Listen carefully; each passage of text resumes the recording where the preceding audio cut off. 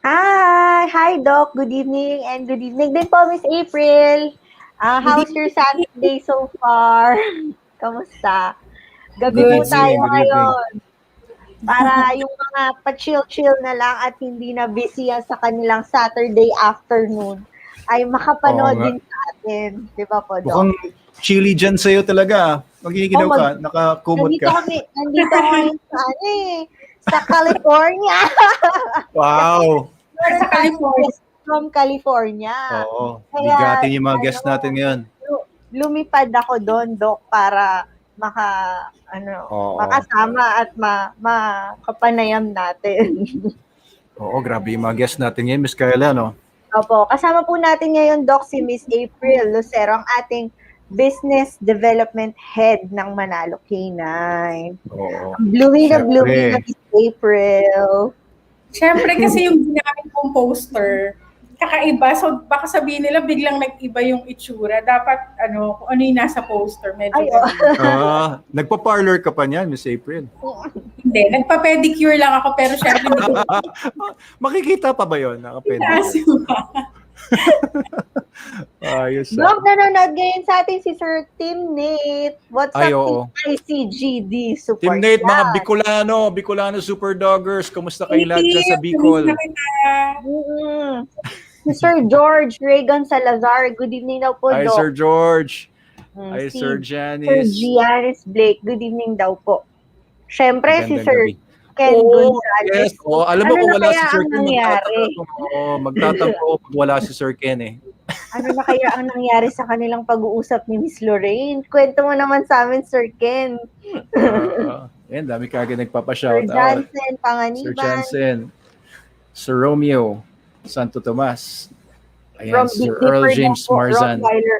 Yung isa nating guest, Doc, Rottweiler din po ang kanyang alagang. Oo. Guys, napakaganda ng topic natin ngayon. Stick around and huwag kayong aalis dahil malaman, siksik na siksik, hitik na hitik ang ating programa itong buong 2 hanggang 3 oras na to. Kaya kung ako sa inyo, di na ako aalis. Oo, nandito na rin kayo. Mag-dinner na rin kayo kung gusto niyo mag-dinner habang nakikinig, nanonood. Oo, kumain na ba kayo, Miss Kyla, Miss April? Hindi pa, pero nagpa-deliver na ako. Mamaya makikita mo ako, makain na ako. Hi, hello, Okay. Miss Camille from Malaysia. Ay, oo. Ma'am Camille, she's our member from Malaysia. First. Yes, Miss Ma'am Camille, you wanna join us? Baka mamaya, Miss Camilla, pwede ko yung ma-online later on kung okay po sa inyo. Hi, Ayan, Sir very interesting Jojo, topic. watching from Riyadh as well. International na international. Oh, grabe. Ayan, from Teresa Morong. Hello there. Uy, malayong lugar yan ah. Kapitbahay ko yan, si Teresa Porong. Ayan. Okay. Anong gagawin na natin? Ano muna unahin natin, Miss Kyla? Ano bang Miss A, kwentuhan mo naman kami tungkol sa ICGD. Okay, sige. Ayan. I mean, paano siya nag-umpisa? Alright? Paano ka kinulit tungkol dito? Okay. So, Di mo na kukulit yung ICGD, pinanganak yan last year during the pandemic. So, when most of our kababayans are having a hard time sa ating, nung nagkaroon tayo ng pandemic, which was last year, kami naman ni Doc ay nag-iisip kami ng paraan paano, although naapektuhan din tayo, nawalan tayo ng work for some time, di ba? Pero kami ni Doc, gusto namin mag-isip ng something na, ano ba to, Doc? Yung parang magbibigay ng livelihood sa ating mga kababayan. So, unang-una, para dun sa ating company, para magtuloy-tuloy siya, ginawa ni Doc, sabi niya, umpisahan ko na daw yung ICGD, which I believe matagal niya nang gustong umpisahan. Kaso sa maraming... Ibig mo sabihin, matagal nang na kwento ni Doc sa'yo to, na may plano siyang magtayo, even bago siya ipanganak. So, hindi ito biglaan. Hindi ito basta Hindi siya naisip lang ni Doc. biglaan. Linawin Hindi. natin yun. Hindi Oo. siya At saka, magic. yes. So ano to, siguro nag-antay lang si Doc ng tamang timing para umpisahan yung ICGD. And very good timing nga yung medyo naglaylo tayo sa trabaho last year. Pero siguro inisip ni Doc na, hindi, bigyan ko na lang kayo ng trabaho, push nyo na yung ICGD para sa Ang talino mo talaga, Miss April, nababasa mo yung mga iniisip ko, ano? Oo, tama. Yun bang ano? Yun yon. And then, ang una kong pagkakaintindi with ICGD is it is a registry. It's just like our good friend PCCI. Parang ganon. Ganun yung... But then, later on, habang tumatagal, dumadami yung mga ideas namin ni Doc. And alam mo naman kami ni Doc, laging nagja-jive yung ano namin, yung ideas. Parehas kasi kaming malikot yung utak na kung ano-ano yung naiisip. So we're thinking out of the box. Inisip ko yung malikot ang utak, ibig sabihin walang laman masyado, no? Kaya malikot, magalaw. Oo, may mga empty space. Maraming empty space kasi what we do, kapag may naisip kami, nilalabas namin yon. So, kaya siya na-empty. Malikot ang kasi kung walang space kasi hindi nagagalaw, hindi malikot eh. Yes. So, sige, go ahead. Divisoria. Oo. Sige, go ahead. Hindi na kita interrupin, Miss April, para tuloy ka. Sorry si Zoe nasa sa hi, Zoe! Zoe, say hi! Hi! Oo, matatalino yung mga anak ni Miss April, mga genius kagaya niya. Manas sa kanya, Doc. Mana ba? So, go ahead, Miss A. Ayun. Okay, so it was very challenging. Yun yung naalala ko. You know why? Ginawa ko siya from scratch. So walang logo, even yung name na ICGD, pinag-isipan pa namin na maigi nito. And then, I remember, I was a one-man team. Ako yung nagsa-stamp, ako yung nagpiprint, ako yung pumupunta sa supplier. So during pandemic yan, time, ako pa yung pupunta sa LBC, and then suddenly yung LBC biglang magpo-close, biglang naman sila. So naging na COVID, Na COVID. So hindi naging maganda yung yung first few months kasi with the pandemic, of course.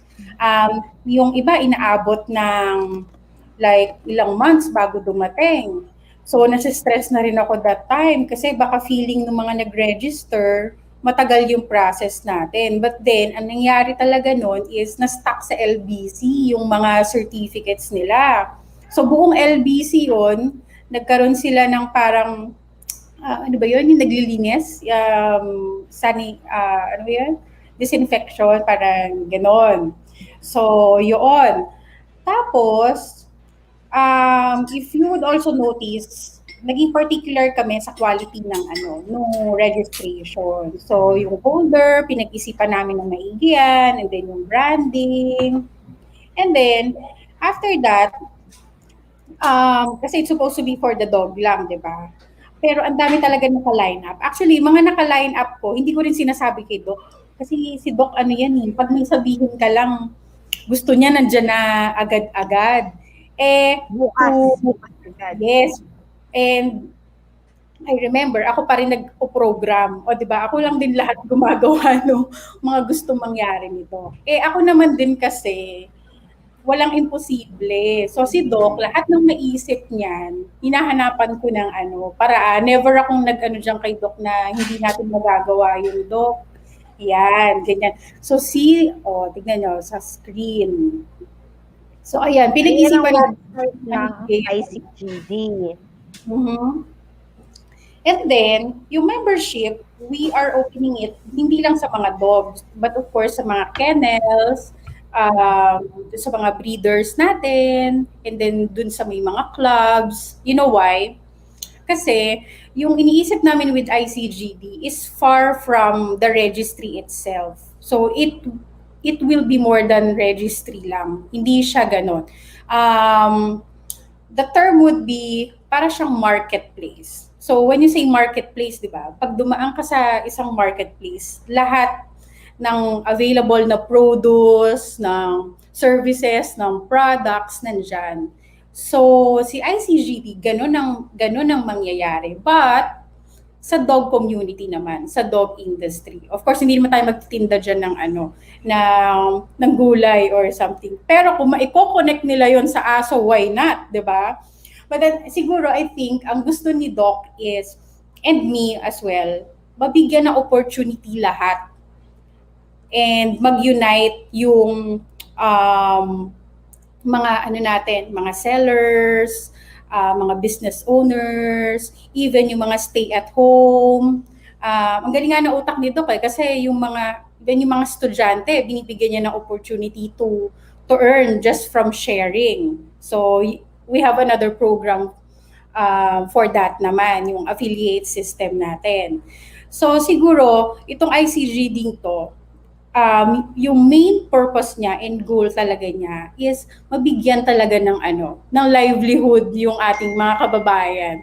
Yun yung and then lumabas na lang yung mga other ideas kaya nakapending pa lahat. Ayan. Nakamute ka, Miss Kai. May sinasabi ka ba?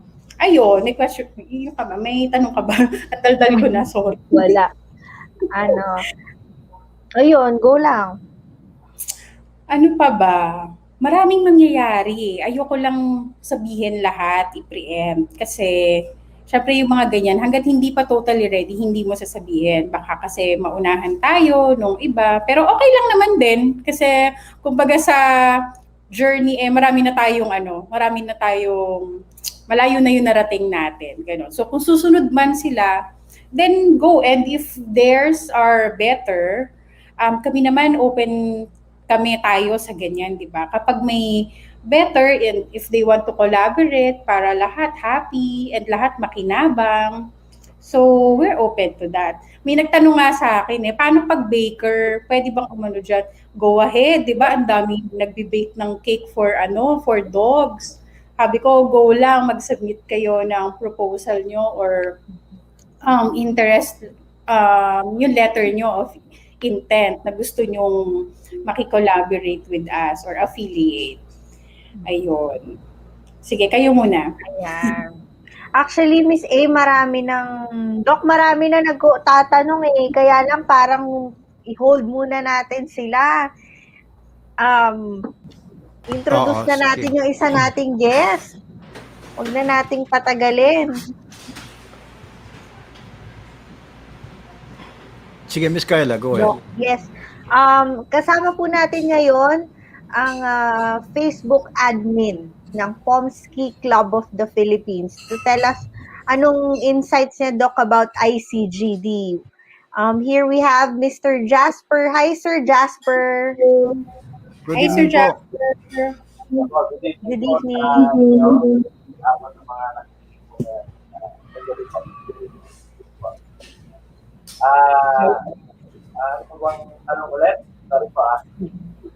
Ano po ang natin, sir, with ICGD? ICGD kasi nung una, nagkaroon kami ng idea na mag-create ng Pomsky. Ngayon po, alaunan po, siyempre, mixed-breed, nakapansin ng mga tao, para mababa yung tingin nila sa Pomsky dahil po. Tapos, ang pagkakaintindi ko po, ang unang nag-recognize sa Pomsky ay yung American Rare Breed Association po. Mm-hmm. So sa atin, wala pa po talagang nag-recognize ng Pomsky. So nung nagkaroon po ng ICGD, parang nabuhayan kami ng loob na, may pagkakataon na magkaroon ng recognition sa atin. Also, pwede kaya itong mag-register, pero parang sa ibang, dun nga sa American Rare Breed, pero parang hassle para sa amin mag-register pa doon sa ibang bansa po. Oo. Sir Jasper, para sa kaalaman ng lahat, paano ba yung Pomsky? Ano ba yung breed po na yan? Pwede niyo po bang kami bigyan lahat ng background? Ako, yung Pomsky po kasi, naging internet sensation po dati, yung isang picture sa internet na merong isang maliit na aso na nag-resemble sa maliit na husky. Pero ang katotohanan, hindi po sa Pomsky kasi may nagpangalan kagad sa kanila na Pomsky daw yun. So, yung Pomsky, yung parang breed ng Pomeranian at saka Husky na pinurot po. Ngayon, yung picture na yun, isa palang finish lap hand po na parang itsura husky rin siya kapag siya maliit pa po. So, before pa kasi na Pomsky, meron na pong Klikay Alaskan Klikay. So ngayon, sa idea na yun, na may nakita silang maliit na husky, doon po nag-umpisa yun. So, umpisa na po nag-breed yung mga, ang unang nag-breed yan po, yung mga members po ng IPA, International Pomsky Association po. At alam ko, sila rin po yung naglakad doon sa American Rare Breed Association para ma-recognize yung Pomsky. So, ibig sabihin, Sir Jasper, bago lang po siya. Bago lang na-breed ito. Bago lang siya sinisimulan. Opo. Mga... pero hindi ko matandaan ko anong year talaga na-recognize yung American Rare Breed Association po. Oo. Parang a few years lang, Parang several years ago lang yata nag-start yung Pomsky. Parang ganun pa lang. Oo. So parang basically ang alam ko diyan yung Pomeranian and Husky ay kinombine para ma-create itong Pomsky. And ngayon po tinatawag na po siyang Arctic Spitz. Ano po, iba na po yung yung name na inintroduce. Okay, yung bali considered as another broad breed siya, so pinangalanan sa Arctic po. Oo. Mas preferred niyo po ba ngayon yung Arctic Spitz kaysa tawagin siyang Pomsky? Opo, kasi kung isang recognized breed po kasi, hindi mo naman tatawagin siya na from name ng isang pinanggalingan niyang breed. Diba? Tatlong breed ng isang breed. Hindi mo siya tatawagin ng gano'n. Parang generic name lang po yung Pomsky. Pero okay lang din po. Parang nag-evolve na rin yung yung politics na kinalaman sa kanya. Pero sir, ang alam ko hindi lang sa Pilipinas 'yan, Parang sa US, parang may mga celebrities na meron ng mga Pomsky. Tama po ba? Mga celebrities sa US, sa UK. Parang meron na sila mga oo. Kalimutan ko lang sino mo. Oo, kaya parang sumisikat na yung breed. Hindi lang siya Philippines. Oo. Tapos parang meron na rin po tayong mga local breeders ng Pomsky na nakakapag-export na po sa ibang bansa ng mga napoproduce niyo pong mga Pomsky. Tama po ba? Isa po ba kayo doon, sir? Ito po Pero si Jasper po, actually hindi po yung pangalan niya, pero kilala siya sa Kennel po. Venus Pride. Si Venus po, yan, nakakapag-export ng Pomsky. Oo. At po siguro iba na hindi lang po natin pa kilala o inaalam. Oo, galing Kasi ibig sabihin, yun yung parang gusto ko talaga i-promote na yung mga Philippine breeders, Philippine dog breeders ay makilala sa ibang bansa na maganda yung mga napoproduce natin dito. Hindi yung tayo yung import ng import. Makapag-export din tayo ng mga dogs na magaganda. Kasi quality naman Nakita ko po yung mga dogs po ninyo doon sa group, doon sa Pomsky Club. At saka yun nga yung mga nagpaparegister sa ICGD, yung mga pictures na pinapadala. Ang cute Nakita niyo na ba Miss Kyla at saka Miss April yung mga Pomsky? Yes, sobra. Ang cute. Oo. Kung bagay lang sa akin yun, kukuha rin ng Pomsky. Kasi pili ko matatapakan ko Dok, may poodle naman Bagay sa'yo. Sa anak ko yun. Sa anak ko yun. Pagka lumalapit nga bigla, gugulto ako, buti na lang, hindi ko natatapakan bigla nang tumatakbo sa akin. Dati may Jack Russell Terrier kasi ako sa bahay. Minsan mabilis yung movements ko, tatapakan ko. Awang-awa naman ako doon sa mga yun po, aso. Kaya ayaw ko Dapat daw kayo yung mag-a-adjust. Opo. Ayan, so sir, Oo, maganda yung direction ng Pomsky Club eh. Tama po ba, sir? Parang kinoconnect nga ngayon nila yung group ng Pomsky sa ICGD. Anong reason nyo doon, sir? Yes. Oo, paki-explain nila. Oo. Ganito po kasi, Doc, may mga concerns po kasi sa, lalo na po yung mga gusto bili or acquire, na gusto na makasigurado kung Pomsky ba talaga yun. Kasi, hindi natin alam kung ano talaga yung isa galing talaga yung puppy, kung ano talaga yung magulang. So, kailangan namin talaga ng magmamanage ng documentation ng mga aso. Yun. So, kung mapaparegister sa ICGD, may transparency po ang nangyayari. Nakikita po ng mga buyers na nakaregister doon, merong program, yung kung napapakunahan ba siya, or kasi marami na pong information sila makukuha doon. Opo. So, meron pa nga nagsasabi, Doc, na parang kulang pa kasi medyo madali raw. Alam niyo na, yung usual na problema sa mga ibang dog registry, yung pwedeng madoktor, pwedeng parang ganun po. So, Opo. Yung iniiwasan po ninyo. dito sa ICGD, alam ko, may mga level of verification po ata kayo dyan. Opo. So, ang nakikita ko ang nakikita ko dyan, yung ano ba to?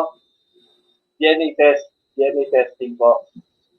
Para malaman po kung talagang yung breed niya ay mas malaki yung percentage ng Husky at Pomeranian. Kasi, Dok, ewan ko lang kung tama po ako, Dok, totoo po ba na kapag hanap ako ng DNA testing, maraming breed na lalabas. Pero ang mahalaga po doon, malaking percentage yung recognize talaga ng breed na. Opo. Ewan ko lang po kung totoo yan. Yes, sir. Bali po ang sinasabi nyo, kahit batang-bata pa lang yung breed na Pomsky, meron ng mga nandadaya or may mga mag-a-attempt na ngayon na mandaya or mag-introduce ba ng ibang breeds. Kasi alam ko sa American Bully breed, parang concern nila yan na merong mga nagpapasok ng ibang breeds na hindi ina-allow supposedly ng ng registry ng American Bully. So ganun din po ba sa inyo? Meron po bang mga nag-a-attempt na magpasok din ng mga ibang breeds doon sa gene pool? Meron po. Pero kasi ang naiintindihan ko naman sila, meron silang manilatag na plano sa breed nila. Kasi ang goal talaga, mapaliit po yung itsura natin. Okay naman sa inyo yan. Okay naman. Iisip sila ng iba pang breed na makakatulong para doon. Pero kasi, iisip ko naman, yung Pomeranian, maliit na yun eh. Pero yung mga teacup, oo. At yung kapalbon din. Iisip ko, bakit ka pagagamit ng ibang breed? Dahil nato lang ng lahat eh. Pomeranian, Husky, yun na lang ang kailangan mo eh. So, magiging selective ka na lang na pipili ka ng mas maliit lagi para yun ang i-prepare mo. Parang gawin ko. Opo, maganda po yung plano niyo na lalo na pagka may apply niyo po yung DNA profiling ng bawat dog na sa loob ng Pomsky gene pool para po na monitor niyo rin as a group kung paano ba talaga yung mga breeding programs ng mga members ninyo. Kasi I think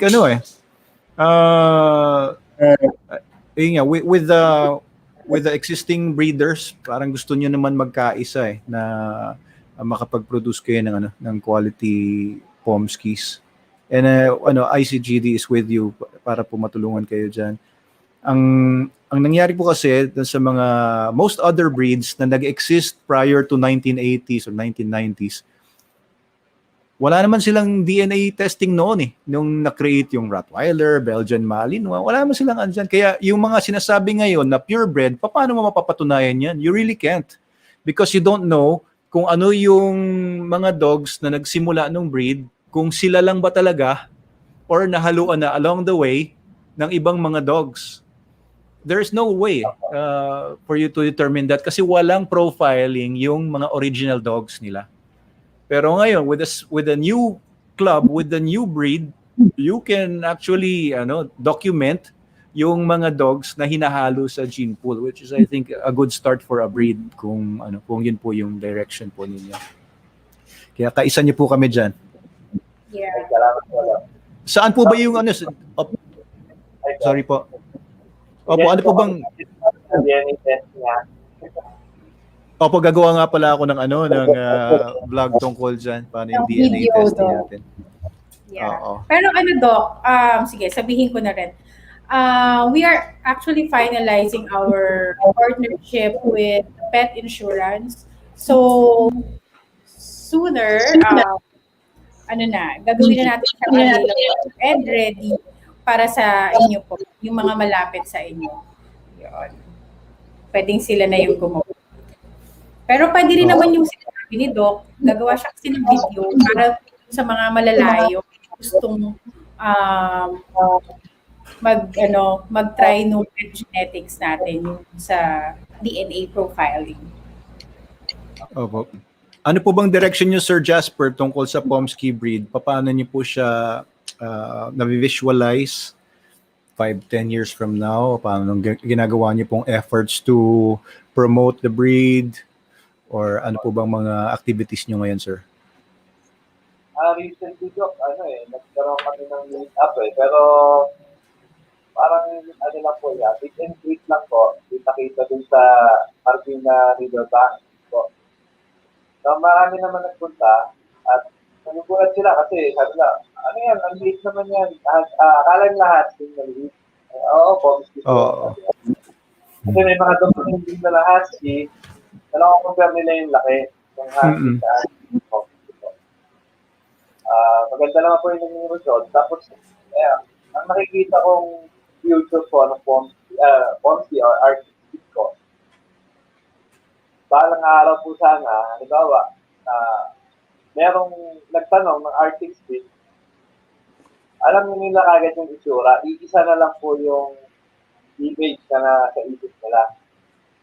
Kasi ngayon po, bago pa lang, medyo iba pa po yung mga lumalabas ng itsura kasi nag-video po kami.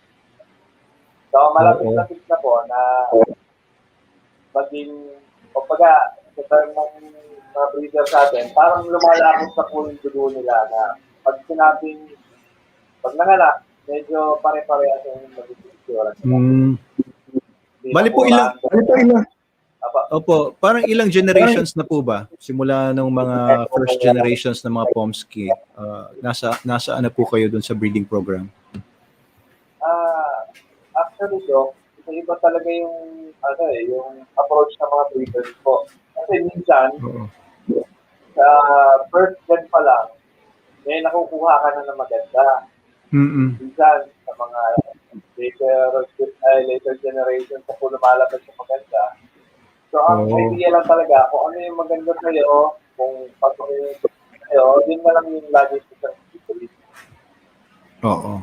Pero, may mga po yan, may mga generations na po yan. Opo, yung pinaka-old or pinaka-mahaba na pong linya, nasa ilang generation na po yun?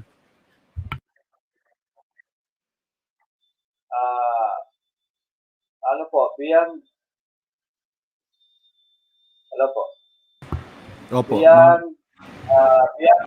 generation, multi-gen na po yung tao sa atin. Sorry po, ano pong sabi niya? Medyo malabo yung Beyond audio. 4 generations po? Beyond 4? Beyond 4 generations po. Multi-gen na po yung tao. So, multi-gen, yun ang mismo yung itsura niya. Siguro, pag nagbigay siya, yung sa pagbigay ng iba-ibang itsura, so, doon mo na masasabi na ito na yun. Ano yung final itsura. Opo. Kasi yung prior knowledge dun sa mga breeding, I think sa FCI, ang kanilang process para ma-establish yung isang breed, at least mga 6 generations eh. Ibig sabihin, malapit na kayo dun sa direction na yun, kung 6 generations na that you're breeding through to the breed standard. Mas mabilis ngayon, Doc, kasi dati, konti pa lang talaga yung nag-breed. So, kung ano lang yung meron kami, yun lang yung pinapaupa natin. Oo, dumadami na po ngayon yung mga breeders ng Pomsky. Mga ilan na po ang members niyo, sir? Mga 7,000 plus po, Doc. Ah, Wow. 7,000. Sa Facebook. Lahat po yun, owners na ng Pomsky. Ganun po Hindi ba? naman po. Pero, napak na sumali sila, interested sila magkaroon ng siguro. Opo. Yung mga breeders po, mga ilan na po? Breeders po, May estimate kayo? siguro yung mga kakilala ko lang po, mga 60. Pero, 60? Oo, okay na yun. Pero, lahat na hindi sila lahat nandoon. Marami rin pa na kilala ko. Opo. Pero yung kayo, yung kagaya po ninyo, talagang very active, promoting the breed, actually breeding yung mga dogs. Siguro po mga less than half nung 60. Siguro. Or hindi naman. Oo. Pero yung iba kasi, ewan ko lang kung totoo po yung iba kasi, yung mga may-ari ng husky, Sa Pilipinas lang naman po yan, no? Ibig sabihin, hindi natin alam yung figure sa ibang bansa. Well, we wish you all the best doon sa sa inyong mga programs, endeavors sa Pomsky Group, tsaka tutulungan po namin kayo sa ICGD. Kung meron silang mga naiisip na any ideas on paano nyo mapopromote further yung breed, just let us know kasi open kami sa ganyan. Yes. So, lahat ng possibilities pwede natin gawin. Opo, kami mga shows kayo, no? Meron na po ba kayo mga show, Pomsky Club, dog shows? Wala po Na pa? Hopefully. Tsaka pag Doc, meron na po kayo. Maglo-launch na tayo sa mga dog clubs.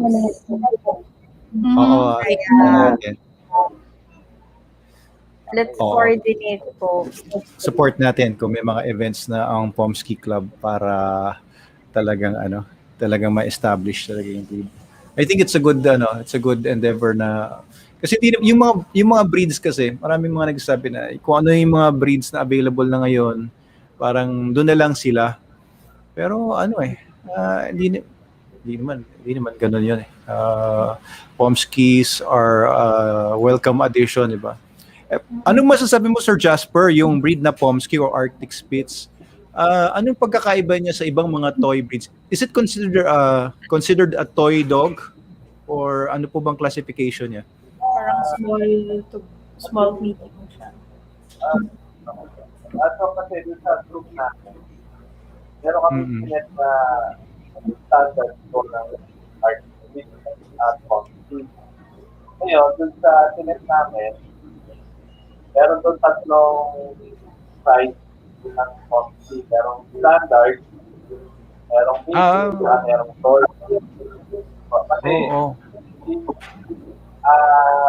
from Pomeranian to Husky kasi napakahirap talaga balik kasi. So, para i-concentrate kami ng mas malaki, mapoproduce kaya. Ibig sabihin, sir, may tatlong sizes na ang Arctic Spitz?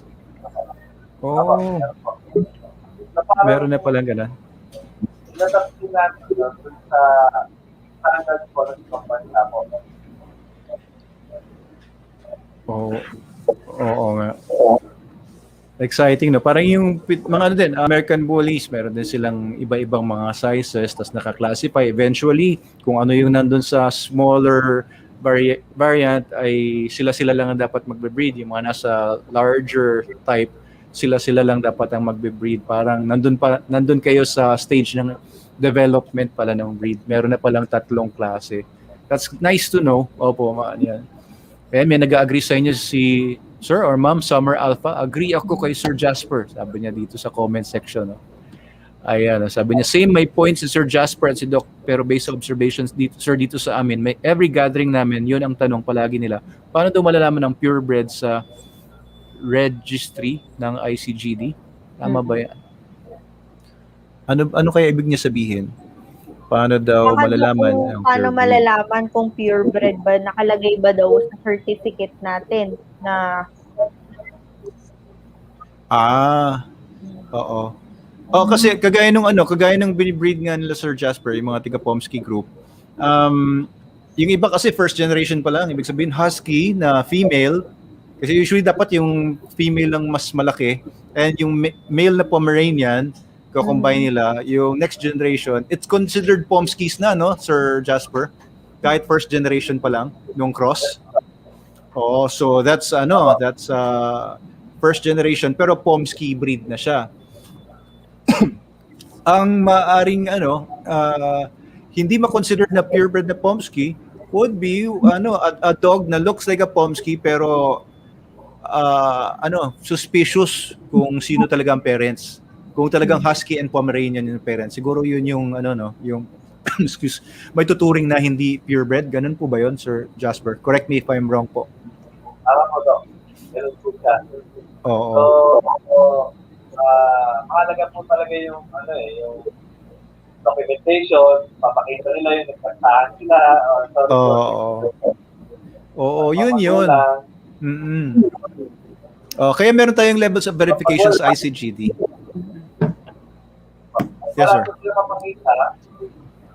Pag wala sila mapakita, siguro ang option nila yung DNA test. Oo. Opo. Kasi halimbawa, yung dog ay walang parents or hindi niya malaman kung sino ba talaga yung parents. Diba? Nabili niya sa isang seller ng Pomsky, binili niya as a Pomsky, tapos wala siyang record ng parents. Pwede niyang i-register sa ICGD yon under ng Pomsky breed, and kung hindi naman siya malayo doon sa standard ng Pomsky breed, i-accept po ng ICGD yon at the word of the registrant. Diba? Kumbaga, acceptin namin kasi yan ang sinabi nyo and mukhang totoo naman. Pero yung pagpapatunay na talagang galing talaga siya sa Pomeranian and sa Husky lang, hindi na natin hindi na natin ma-prove yun unless nga may DNA test na magpapakita kung anong breed nung dog na yon. So that particular registry, wala kang makikitang parents. So if you're going to buy a dog from that sire or from that dam, makikita mo naman yun kung nasa na ba yung breeding nitong aso na to na bibilihin ko, or if I want to acquire a true purebred Pomsky, titignan ko rin kung ano nasa ICGD niya. 'Di ba? Kung yung nasa ICGD niya ilang generations na, tapos mapagkakatiwalaan yung breeder na hindi naman nagsisinungaling yung breeder, that's a good buy. That's a good proposition na papasukin niya kung nandoon naman lahat klarado. So ang purpose lang talaga ng ICGD is a documentation. It's a tool to document kung ano man yung kiniklaim ng tao na nagpa-document ng dog niya. Pero kung sabihin na paano mapapatunayan, ganyan, meron tayong ilang mga ways dun sa levels of verification natin. Pero of course, DNA will not lie. Yeah, it's tamper-proof po . So, kapag medyo nasa level na tayo na kailangan na talaga nating mapatunayan yung breed or DNA the way talaga. Ayan, kagaya sinasabi ni Sir Bon John Mar Villacura, na sabi niya, tungkol po sa DNA testing, sana magkaroon ng vet clinics na accredited ng ICGD sa mga provinces, lalo na dito sa Leyte. Nababasa niyo yung isip namin, Sir Bon, ganun talaga. Kasi working on it. Tama. Kasi yung DNA testing po natin, hindi swab sa bibig. Kumukuha po tayo ng hair samples para sa pet genetics. Pwede rin naman kayo kumuha ng embark, pero kapag ka magpapa-DNA test po sa amin, we require na ang kukuha po ng test na yan is a licensed veterinarian, hindi yung owner mismo. Kasi pwede siya kumuha ng buhok mula sa ibang dogs. Tapos sabihin niya, buhok yan ng aso ko. Paano mo mapapatunayan ngayon yan? Lalabas, ito yung DNA, pero yung pala galing sa ibang dog yung buhok. So ang gagawa lang po dapat niyan is yung accredited veterinarian natin na licensed, para matakot siya dahil pwede siyang balikan, pwede matanggalan ng license yung vet na yun dahil nagsisinungaling pala siya ang gumawa ng panloloko. So that's one level of guarding yung integrity ng registry na meron tayo. Kasi syempre kung mag-establish tayo ng bagong breed like yung Pomsky, gusto natin ma-establish yan ng matibay. And although nasa medyo balakid para sa iba siguro yung 4,900 sa pet genetics, pagkukuha ng sample, tapos papagawa pa sa licensed vet. Pero isang beses lang naman yun eh. And mapapatunayan mo na lahat ng lumabas dun sa aso mo, halimbawa, halimbawa, meron kang napakagaling na dog, ang pangalan ng dog mo ay si Bruno. May nag-claim later on na apo to, sa tuhod ni Bruno. Pwede mong i-claim yan kung si Bruno ay originally merong DNA profile. Diba? Kahit mahaba na yung pinagdaanan nung generations. Yun yung maganda na mag-start pa lang yung breed or we're starting pa lang, ma-establish na yung mga dogs ngayon ay may DNA profile. Kasi pag hindi ma-DNA profile yan, mamatay yung aso, mawala na siya sa ulirat ng mga breeders, ay mawawala na, hindi na matitrace back talaga yung bloodline na yun kung talagang galing dun sa aso na yun. Lalo na yung mga special dogs na napakagaganda talaga, di ba? Magagaling ng mga producers. I think kailangan talagang makuha na ng DNA profile yung mga nag-establish ng mga bloodlines. Oh, Miss Kyla, yes. Okay, sige. Kasi marami pa tayong guest. Huwag mo na spill lahat na marami pa tayong mga for later. So, Doc, let's say thank you na po to Sir Jasper for taking time. Ayan, Sir Jasper. Tonight. Yes, pero hopefully, next time, mga susunod pa, no? Na kailangan ng Pomsky Club, let us know. Baka po pwede kaming makatulong, makatie up po tayo sa mga events and all. Let us know po. Don't hesitate, sir, to message us. Thank you, Sir Jasper, sa iyong Sir Jasper, thank you so much. Can I just say something? Sir Jasper. Yeah. So since we are establishing the breed, I just want you to know that we have this pedigree system na pwede nating i-record yung mga generation. So I would recommend to start na ayusin na natin yung mga records natin. And that is not impossible with ICGD po. So gawin na nating tama yung umpisa pa lang. I think with good documentations, mas tatanggapin yan ng international scene or mga international buyers kung talaga nagbe-breed tayo ng mga dogs. Kung maganda yung documentation natin. Kasi yun naman ang purpose ng ICGD, it's a documentation tool. So magagamit po talaga natin lahat yan. Kahit yung mga breeders din ng mga purebred dogs na established na. If you have a good documentation system, mapagkakatiwalaan ka mas madali ng ibang tao kahit sa ibang bansa. Ayan, Sir Jasper, maraming salamat po. Next time, sir, invite ka namin ulit. Sana paunlakan mo ulit kami. Apo. Happy weekend, Sir Jasper. Thank you po. Ayun. Ayan, Doc. Ayos. Marami pa tayo in store for ICGD, Doc. Marami pa tayo i-explain. Marami pa rin po tayong Pero, dahil meron po tayong mga guests na naghihintay. Bago tayo tumawid sa ibang bayo, sa ibang bansa. Doc, dito muna tayo sa Pilipinas. Ipakilala na po natin yung mga guests natin. And I'm sure maraming may kilala dito. Maraming may kilala sa kanila dahil sikat sila, Doc, sa dog industry, especially, Doc, sa mga bullies. Balik bullies na naman po tayo. Dahil ang makakasama po natin ay head judge ng BKCP and former RKCP president and current BKCP president. Makasama po natin tonight, Doc, si Sir Don Bisnar and si Sir Deo Habana. Hi, Sir Don and Sir Deo. Hello, Good sir. evening po. Hi po, Doc. Good evening. Hi po, ma'am. Good evening, Sir Deo. Kilala ko to si Doc Deo. Si Sir Deo, alam mo. Kaswap ko to eh. Yung gitara ko, sunap ko sa kanya para makuha ko yung camera, lens. Opo. May past kami. May past. Doc. Oo nga. Pero nasa akin pa rin yung lente. Actually, yung gitara, Doc, wala na. Nabenta ko na eh. Oo. Napakinabangan mo ba, sir? Opo, napakinabangan po. Hi, Sir Don. Si Sir Don ang head ng BKCP. Or kayo po, Sir Don, yung judge? Head judge po. Head judge po. Head judge. Kwento nyo naman Doc, kami, mga sir. ako. Yes, sir. Sir, thank you. Oo, salamat sa nanonood ba kayo ng mga vlogs kung walang kwenta? Nanonood ako, Yun sir. naman, sir. Gusto ko maging Mas masarap maging na custodian kung- ng kennel nyo eh. Gusto ko maging custodian ng facility nyo.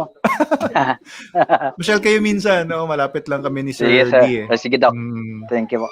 Saka, Doc, salamat po dun sa FDN. Actually, maganda po yung outcome dun sa mga bullies ko. Oo. Sa SDN. Apo. Actually, Doc, wala pa siyang 1 week kung ginagamit, pero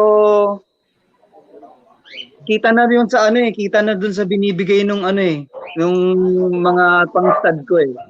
Sa Oo. French ko, maganda rin siya eh. Oo. Dati siyang payat eh. Malikot, tas ngayon medyo okay na siya. Tapos bumigat. Naging maskulado. Opo, sir. Opo, Doc. Pati yung balahibo niya, Opo. medyo nag-shine ng konti. Pwede ko lang Oo. siya pakita eh. Sige, sir. Kaya lang, Opo, 1 week pa lang yan, ha? almost. Mag-1 week pa lang po. Kailan lang po Oo. sa akin yung pinadala ni Sir Gerard eh. Na-try mo na ba, sir, timbangin? Alam mo, doon mo makikita talaga yung husay ng SDN. Pag tinitimbang niyo siya weekly, Yun talaga, nga po akala ang mo, mabigat talaga yung aso pag Yun nga po naka-SDN. sa akin, ang advice, ituloyin. Kaya lang, Dok, wala tayong mahiraman dito. Lalaki po ng mga aso ko eh. Hindi po kaya ng kilo. Pero sa tagal mo naman na nag-aaso, nakasama sila, sa tingin pa lang, mare-recognize mo, masasabi mo na medyo gumanda yung Salamat. nagbigay ng magandang yung SDN. Salamat sa napakaganda mong feedback sa SDN, Sir Deo. Nung nagkakilala tayo, pitbulls pa ang aso mo noon. Yeah, Diba? opo, Yung nasa labas pitbull mo, pa lang mga po. pitbull yun eh. Kailan ka Opo, mga nag-bully? pitbull. Meron na pong Doc na bully doon. Yung brindle siya na nasa likod. May kasama na siya na isang lalaki. Oo. Ngayon ba nag-shift ka totally from pitbull? Wala ka ng mga pitbulls ngayon? Wala na po akong pitbull. Oo. Talaga pong iniwan ko na siya totally. Nag-American bully na po kami. Nag-bully Kasi na talaga. good boy na daw eh. Good boy na po. Ganun ba yun? Bakit? Dati ba hindi good boy? Parang good boy ka naman dati. Doc, pag nasa, alam nyo naman po, nung mga panahon na pag may bully ka, may pitbull Pitbull. ka, Oo. alam naman natin na hindi sila pang companion, alam naman natin na hindi sila pang bahay. Alam na natin yan. Oo.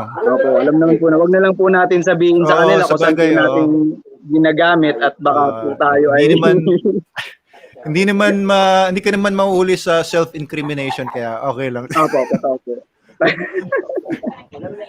So bully naman talagang for family, no. Nakakatuwa kasi mga previous events namin online were about bullies.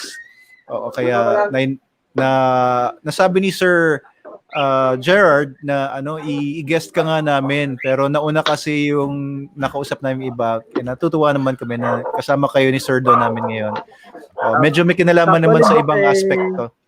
Ang laki ng hesitation ko pagka sa interview, madami na talagang mag-gusto eh. Kaya lang ngayon lang talaga ako pumayag. Kasi kasama po si Sir Don eh. Yung BKCP po, kamusta po? Ano po bang mga activities nyo with regards doon sa inyong mga dogs, mga events? Sir Don. Dapat may dog show po kami this coming December, March 21st. Kaya lang, lagi po na-move dahil sa current situation natin. Pero hopefully, sa mga following months, magka-dog shows na ulit. Pagka lumwag-luwag ang sitwasyon. Yung BKCP po, compared dun sa mga ibang mga clubs, mas matagal po ba yung BKCP or anong relationship ng BKCP po dun sa mga ibang mga bully clubs? Actually, Doc, ang BKCP, para kaming motley crew ng mga galing sa ibang mga clubs. Nagtayo kami ng bago. Opo. For the sole purpose na mas malalong ma-improve pa ang bullying dito sa Pilipinas. Tsaka napansin kasi namin na parang gusto namin na maging at par yung American Bully with other purebred dogs kasi yung ibang mga purist nilook daw ng American Bully. Ang goal natin makasabay tayo sa showring tsaka sa tawag nito. Ayun, makasama sa big events ng mga dog shows, kumbaga ma-elevate pa yung status ng American Bully. Kasi usually ang American Bullies tsaka Pit Bulls ina-associate sa mga thugs, di ba? Sorry, naging ganito yung tsura ko pero nagkataon lang. Hindi naman lahat ng porke hindi naman. Oo. Pero ano po yan? Nag-self-incriminating tuloy, no? Hindi naman po dahil sa pagbubuli kayo nagpatubo ng balbas. Dok? Kasi Dati walang tumutubo sa base. Dito na lang. Astig nga eh. Pero anyway, Dok. sa akin kasi hindi tutubo back. yan. Ganyan lang tutubo sa akin. Ilang piraso lang yun sa akin. Buti sa'yo makapal eh. Pero ganda na nga ng nyo, sir. Ay, Doc ng Paglaki ko, papatubo rin akong ganyan. Anyway, going back, Doc. Naipag-partner din kami sa currently we're in partnership with Akupi na yung nag-accept sila ng American Bullies tsaka Pitbull sa registry nila through our screening. Kami muna yung mag-screen bago kasi syempre mas familiar kami sa lineage, yung mga who's who in the bully scene. Kaya ngayon pa lang napakagandang addition, Doc, ng project nyo. Sorry, mahinaw sa acronyms eh. ICGD. Oo. Kasi lalo na ngayon, Doc, ang dami. Kasi just like the Pomsky, although mas matagal nang nandyan ang American Bully, we're still a relatively young breed eh. Kaya nandyan talaga yung mga maraming madadaya mga irresponsibleng owners na responsibleng breeders. Actually, nangyayari to hindi lang sa Pilipinas, all over the world. Tsaka sa Amerika kasi, eto sa mga nababasa ko lang sa US, may mga breeders kasi na, alam niyo, yung mga kennels nila, nasa mga countryside ka, ang hirap i-trace, di ba? Kung nagkakaroon ng hanky-panky, di mo alam, sa loob ng barn, meron mga pang-infuse sila na iba-ibang lahi. Kaya, ang ganda, Doc, ng idea nyo. Kaya, para sa akin, welcome addition talaga yan, lalo na sa bully scene. Si Chen, Doc, madaldal din ako. Okay po yan. Gusto po namin yan. Doc, sasabat na ako, dire-diretso po Sige po. Nyo na lang ako. Yung kasi, merong isang bloodline ng American Bully na open secret naman siya. Actually, it's called Dax line. So, progeny siya ni Dax na open secret na meron siyang heart murmurs. So, napapasa niya sa kahit sa ilang what you call this, ilang generation na ng mga offspring niya. Lumilitaw pa rin yung heart murmurs. Usually, ayun nga, may traces or may traces ng Dax line sa kanyang pedigree. Kaya mas magandang may DNA profiling para malesen or ma-eliminate totally yung isa sa issue na yan. Kasi syempre, bagong breed ang American Bully, kailangan ma-maintain natin hybrid vigor, di ba, Doc? Opo. Kaya yun ang para sa akin, maganda talaga yung DNA profiling. Ayun. Correct. Oo. So, ang tanong, maraming magtatanong dyan, Doc, affordable ba? Opo, mura yung DNA natin compared sa iba. Yung DNA profiling po ng Pet Genetics is only 4,900. I'm not sure kung magkano yung sa iba. Pero ito po, we made it very affordable.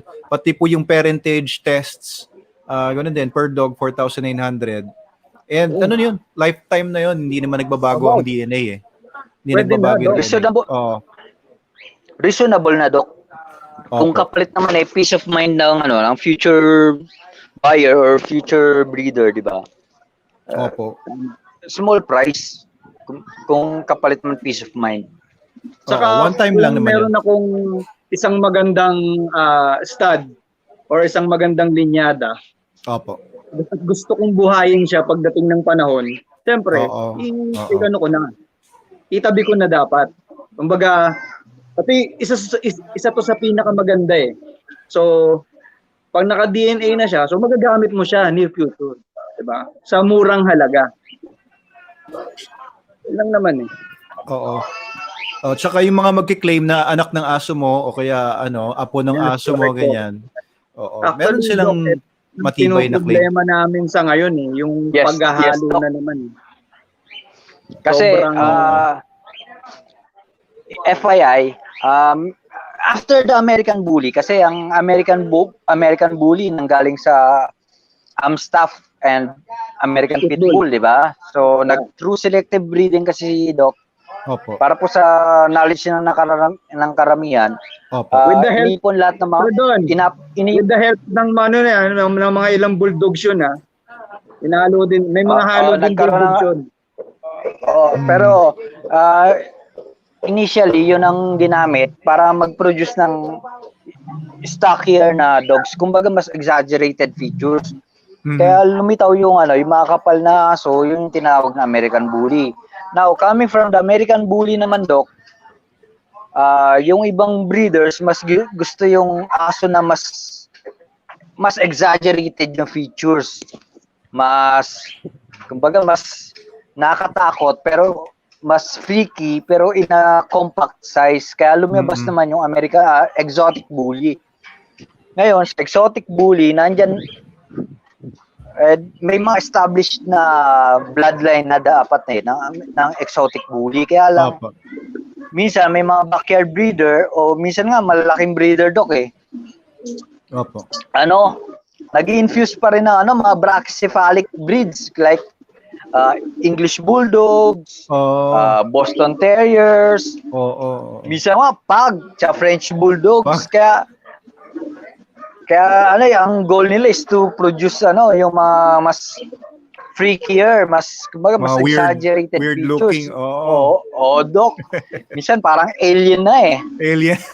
Parang sa MIB yung Pug doon. Pero maraming nagsasalita na. Yun nga, nagsasuffer kasi yung aso eh. Oo. Diba? Marami exotic bullies, Doc, na magaganda talaga. Tsaka sa amin kasi sa BKCP, kung familiar kayo sa mga stock of Doc, yung ibang exotic bullies sa ibang registry, ginajudge yung mga exotic bullies na nasa mesa. Kumbaga nakahilera sila, tinitingnan lang sila kung anong sinong pinaka widest chest, sino mas maiksi yung muzzle. Pero dapat yung mata hindi bug-eyed, hindi east-westy. Ngayon, sa amin sa BKCP, ang gusto namin, mas functional yung aso. Kahit ganyan yung features niya, exaggerated, kailangan nakakapaglakad siya. Kasi companion breed ang dinedevelop natin eh. Paano ka mag-develop ng companion breed kung ang lifespan 5 years max, di ba, Doc? Kaya... Opo. Kayo po ba, sir, galing din kayo sa pitbulls? Galing din po kayo sa pitbulls dati? Kagaya ni Sir Doc. Opo. Kaya more functionality, no? Yung idea nyo, no? Maganda. Opo. Kaya brief history, Doc. Kaya nung dumating na dito yung mga American Bullies, parang isa ako sa mga tumaas ang kilay. Kasi nasanay ako sa aso na na umakit sa overpass, matagal mag-walk. Alam mo yung hindi low maintenance. Kaya nung dumating yung American Bully, parang ano ba yan, di ba? Pero eventually, napamahal sa akin kasi marami na mga American Bullies na functional. Tsaka stable ang temperament. So would you say yung club po ninyo ay naiiba sa iba dahil doon? Yung more functionality ang hinahanap po ninyo kumpara sa iba? Yeah. Opo. Ganun ba? Kiklaim na namin yan, Doc. Kiklaim na namin yan. Ang tagal niyang idiretso eh. Hindi. Kasi marami tayong kaibigan eh. Anyway. Kaibigan pa rin naman natin sila eh. Kumbaga, bonus na yung yung magandang itsura na aso, pero gusto natin yung tipo ng aso, Dok, na tawag nito. Hindi Yung pag kawawa. binili mo sa daughter mo nung grade school siya, makakasayaw pa niya pag nag-debut siya. Alam niyo yun, yung tipong mahaba yung lifespan pa, hindi puro health sa problems. sa wedding day niya, posibleng nandun pa sa tabi niya. Pwede pang umabot sa pagbabantay ng mga anak niya. Gusto natin mga ganong memories. Tama naman, Pagka, agree ako sa diba, inyo Doc? sa ganun. Opo, agree ako dyan. Kaya as much as possible, more functional. Yun po ang sinusulong po ng BKCP. Kaya po, Opo. idadagdag ko na rin, Doc, yung dog show namin ng exotic bullies. Kunwari may guest judge po kami kasi wala po kaming judge talaga eh. Ako aminin ko, hindi ako ganun ka well versed sa exotic bullies eh. So may mga guest judge kami from time to time. Nire-require namin na yung aso mag-gate, hindi lang yung naka-display. Kailangan mag-gate siya sa showring. Oo. Ayun po. Oo, Yun po yung natin. I think kung ganun yung direction ng club po ninyo and specifically mga breeders na nasa loob po ng club ninyo, mas tatagal po yung pagkamahal ng mga tao sa bully kaysa yung puro heartbreak ang makukunlo ko. Yes, Doc eh. Madaling mamatay Maraming ganyan eh. Yung mga maraming nagpo-post sa Facebook na excuse me. Yun pala, sasabihin na heat stroke. Yun pala parang blanket term nila, heat stroke eh. Hindi nila alam may mga underlying heart conditions pala na anumang internal conditions na hindi lang heat stroke yun. Correct. Kasi minsan kasi Doc, nagiging laban ng price tag eh. Di ba? Kailangan functional. Hindi pamahalan lang na aso. Kailangan mahalin natin yung aso. Yun ang nalilimutan ng iba eh. Natutuwa po ako kasi meron palang grupo na ganyan. Kasi po, nung isip ko, maraming nga nagbubully nga, maganda nga daw magbully. Pero parang hindi ko ma-combine yung Manalo Canine, yung ginagawa po namin sa Manalo Canine working dogs, doon sa pagbubully. Kaya nag-hesitate ako pumasok sa bully breed. Dahil parang hindi siya functional dog, hindi siya working dog. Pero kung meron, sabi ko, merong bullies na kayang magtrabaho, kayang hindi naman necessarily masabayan yung mga Belgian Malinois, pero yung functional talaga na merong utak, merong instincts na maayos, okay sa akin yun. Magbubuli ako, pwede ako sigurong sumabak sa pagbubuli.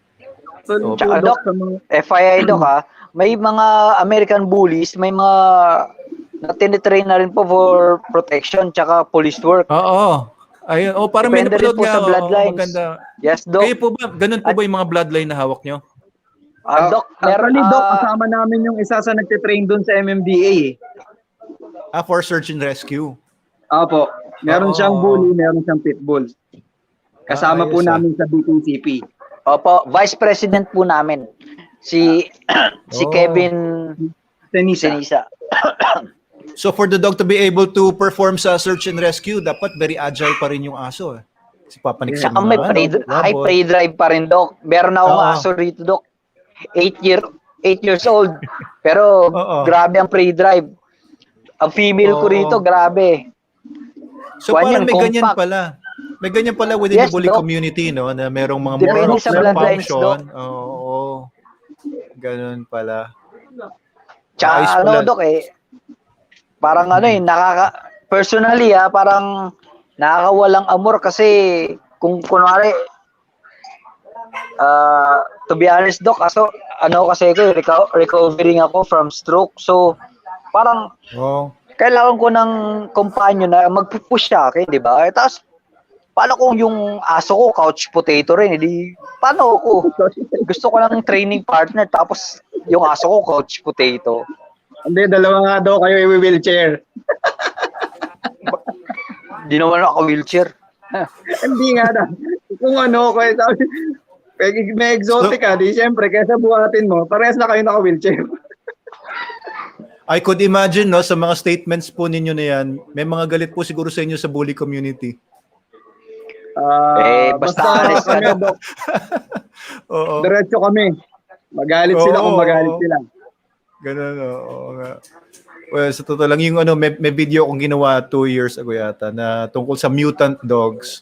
Na if you're going to breed dogs na masyado ng mutated, na nag-i-impede na sa normal functions niya dapat, I think you should think twice of proliferating dogs like that kasi kawawa naman yung mga Hindi, dogs na hindi hindi makahinga, na ethical, Dok eh. 'Di ba? Hindi ethical. Oo. Sa bagay, hindi ko naman ginajudge sila, hindi naman ako judge, kayo po yung judge. Pero ako, hindi ko naman sinasabi na kayo po ay evil or kung sinong gumagawa nun. Pero naaawa lang ako sa dogs na parang hirap na sila sa buhay nila. Hindi naman sila umaangal dahil hindi naman sila makaangal, pero hirap na sila sa buhay. Kawawa naman. Ay, Dok, ko lang i-clear ko lang maraming exotic bullies na maganda gumalaw at saka functional. Correct, tama marami po. akong Meron mga ganun. may mga ganun talaga na May mga ganda kumbaga, talaga. maganda yung yung napag-isipan yung pairing talaga.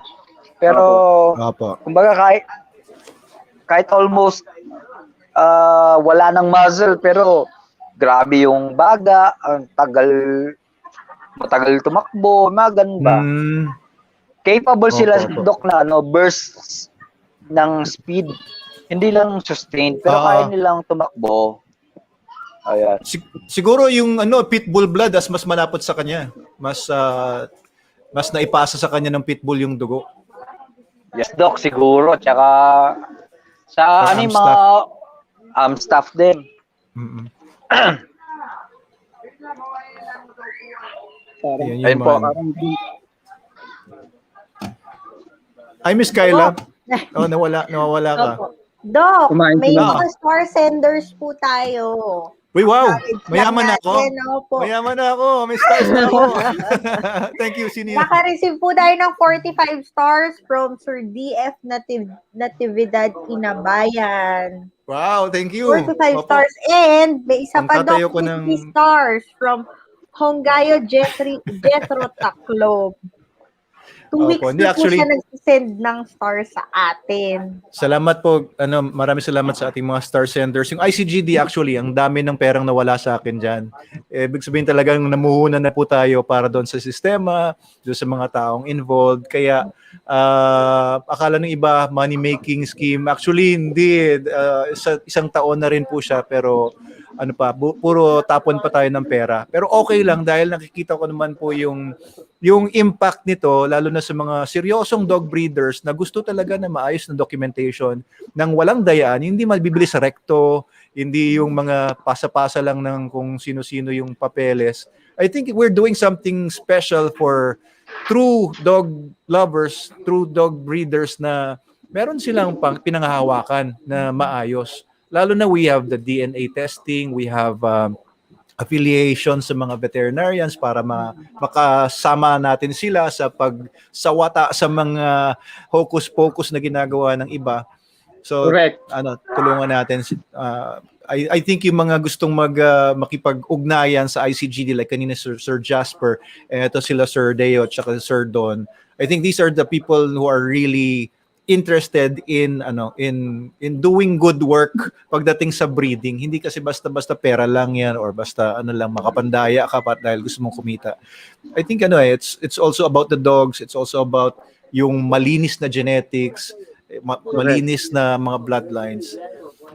Kaya maraming salamat doon sa BKCP at saka sa mga iba pang mga clubs na nakikipag-affiliate ngayon sa ICGD. Although hindi pa tayo talaga formally na affiliated with the BKCP, I think dahil through Sir Gerard Dendoran, magkakaroon tayo ng maraming magagandang projects or pag-uugnayan. Opo. Yeah, we're really glad that you're here sa inyo. Looking Bago forward natin kami dyan, Dok. i-let go, Doc, bago natin sila i-let go, may mga shout-out lang po din sa kanila. Oo, Yes, baka may Sir mga questions Gerard, din. Miss Melissa, Boy Sumpungin Pascual. Pa-shoutout naman daw po, Brother Deo, sabi po niya. Ay, boy, sir, boy. From RG po sa YouTube, Doc, ICGD is excellent. Ayos. From Kino's Pride, suking-suki natin. I'm in support with ICGD no matter Alam mo, what others might think. Oh, si Sir Kino's Pride, he is one of the top breeders ng Pomskys. Kagaya na sinabi kanina ni Sir Jasper, nakakapag-export na siya sa ibang bansa ng mga Pomskys niya dito. And kanina, nag-register siya ng 44 Pomskys. Ang dami niya pinaregister. Wow. Pati yung mga nakabili sa kanya. Kaya salamat Sir Kino's Pride. No, ewan ko lang kung pwede ko sabihin yung totoo mong pangalan. Alam naman natin hindi Kino's Pride yung totoo pangalan. Pero he's really interested in creating proper documentation para dun sa mga dogs niya. Kasi biruin mo, export na to eh. And talagang he is so interested in maintaining yung gene pool niya na maayos na gene pool, na high quality, talagang quality yung idea niya. Kaya Sir Kino's Pride, maraming salamat sa iyo. Thank you, Sir Kino's Pride. Shout out daw po kay Sir Deo Sir from Leonard. Leonardo, San Diego. Leonard. Shout out daw, Sir Deo. From Sir Sam Bayaras, ang ating very own. Cool yan si Sir Don. Lalo na name ng mga bully niya. Ano bang mga name ng bully niya, Sir? Gano'n Ano kaya ka-cool? Ano na yung mga bully mo, Kasi, sir? ano po, yung male ko si Kumba, it's an African name meaning skin. Kasi kakulay niya yung tatay niya. Yung kennel ko ay Mr. Dolls, MDK. Kaya ang pangalan naman ng female ko, Mudra Kels, di ba? MDK. Tapos ngayon, may aso ko si Mamshi. Napaka-macho ng mga names nila, di ba? Kasi ang dating pangalan niya, Doc, from her previous owner ay Topsy. Sabi ko, pangit, Topsy. Gusto ko, parang pasok sa theme ng kennel ko na macho, Mamshi. Di magkatunog, di ba? Mudra Iba yung mga pangalan. Mamshi. Ang gagaling mag-isip ng mga taga-bully community, mga pangalan, no? Last time, si Miss naman, mga nakakatakot naman ng mga pangalan. Ngayon naman, mga nakakatuwa. Parang nisip ko yung bibilin kong Oo. Yes, sir. Sorry, pabatin nga pala. Nasa 5th day din na ako ngayon ng trial ng SDN. So far, ang ganda sa aso ko. Kasi maganda yung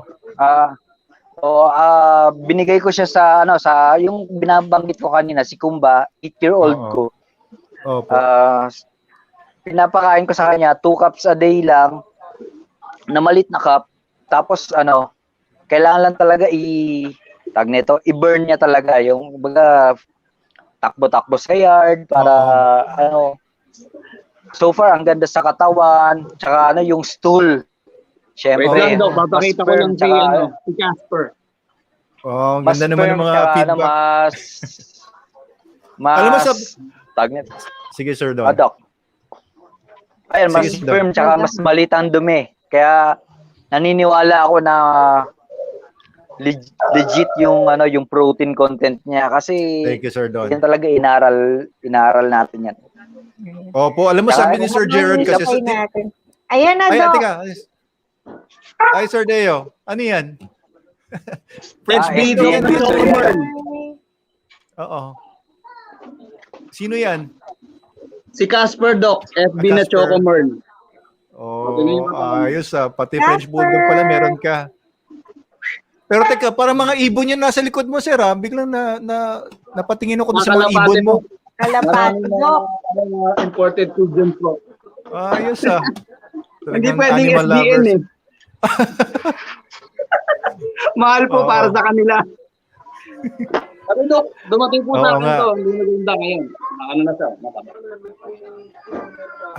Yan pala yung dyan mo sinubok yung SDN. Alam mo, sabi kasi sa akin ni Sir, sabi sa akin ni Sir Gerard, lahat sila naka-SDN na. Opo, lahat sila naka-SDN. Sabi ka ni Sir Gerald, alam mo, Doc, kasi yung mga matatagal ng mga nagbubuli, mga nagpipitbull, mahirap nang i-convince yan sa magpalit ng ibang dog food. Sabi ko kasi, ba't hindi pa sila nag-SDN? Mahirap kasi sila i-convince, sabi ni Sir Gerard. Sabi ko, baka hindi lang nila nasusubukan. Pasubok mo muna, bigyan mo ng Lalo na yung matatanda, Doc, yung mga kagaya ni Deo. Ganun ba? Masyado na ba matanda? Pero hindi, Oo. Kasing edad ko yan, Sir Deo. Sir Deo? Bata pa po tayo. Oo. Kakadibo lang namin eh. Pero yung yung nga sabi ni Sir Jer, sabi ko subukan lang muna nila kasi syempre, yung unang iniisip mahal. Concentrated alam nga namang mas magmura, tinanggal yung fillers, tinanggal extender. Syempre, magmumukhang mahal yan. Pero tingnan nila yung effect. Kaya natatuwa naman po ako. So, hindi bayad yan wala kami binayaran sa kanila na magsalita ng maganda tungkol sa SDN.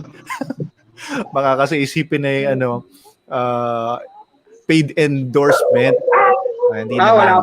Wala pong nag-paid. Honestly, Doc, medyo mabilis nakuha yung tiwala ko kasi na-convince ako na i-try kasi long time user ako ng Pet One.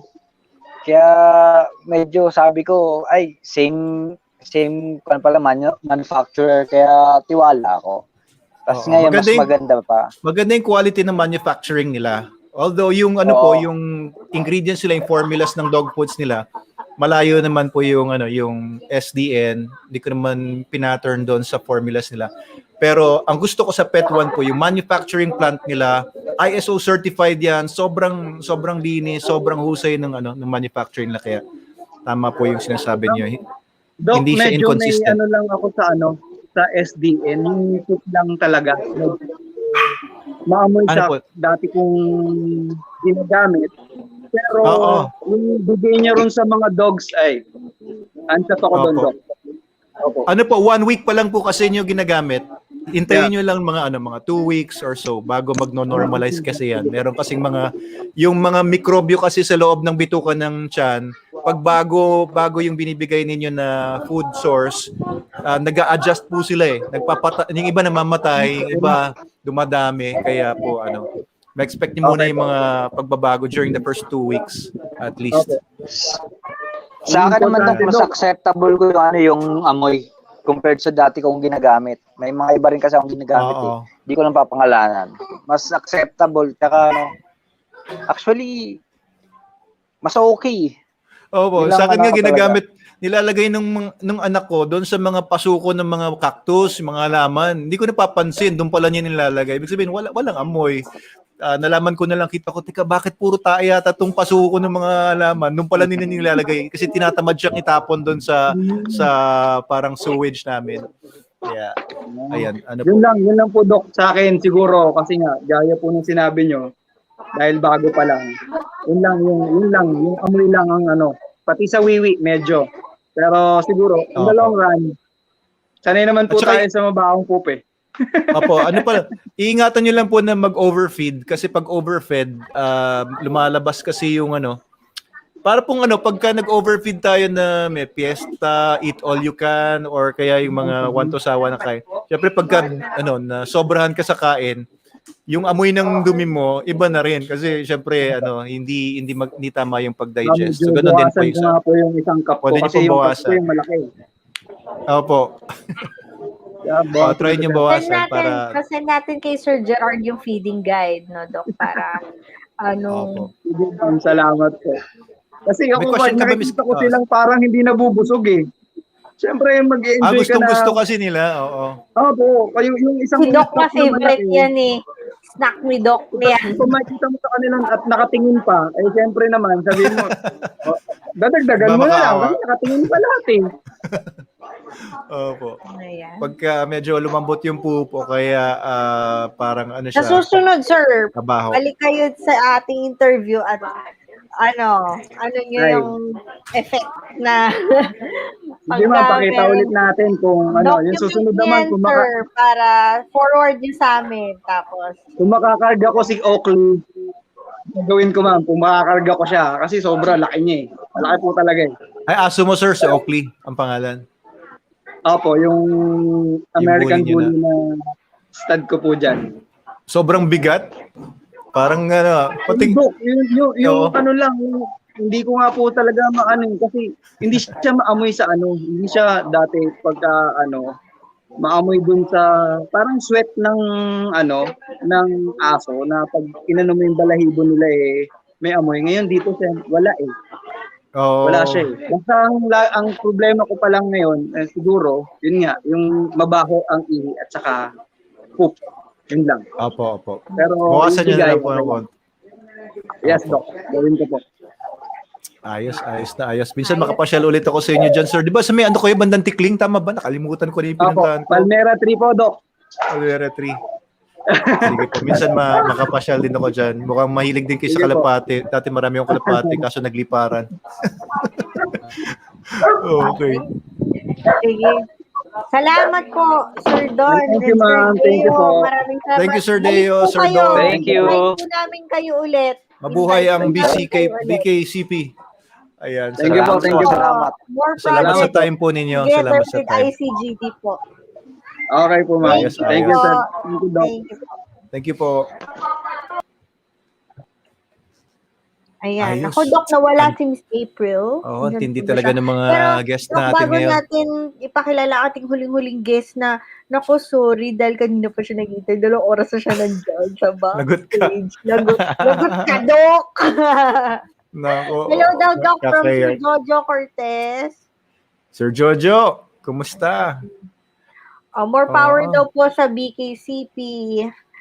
Hi daw, Doc, from Sir Christian Sambali. Sir Christian, tara na. Ayan. Rise Up ICGD. Sir From Ralph, Sir thank you. Chua.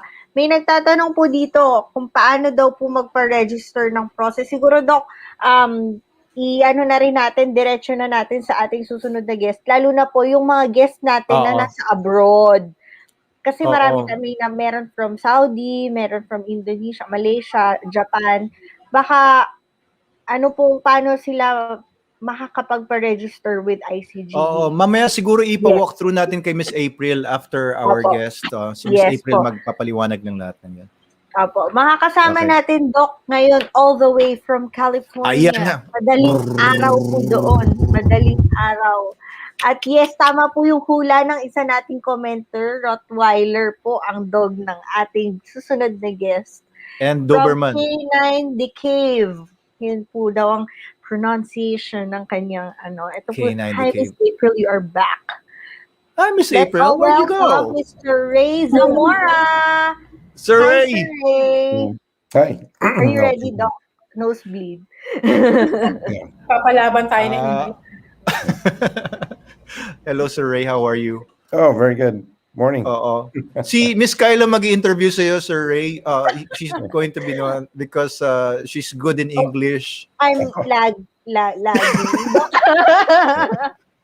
Uh, Yeah. Uy, na-frozen. Akala ko na-frozen ka talaga. How's the weather Ayan, so- there? Ganon palagi kami pag iba yung kausap namin. How's the weather there? Oh, yes. How are you? Cold. It's cold, but no rain. But How Sir is Ray it is... in California, sir?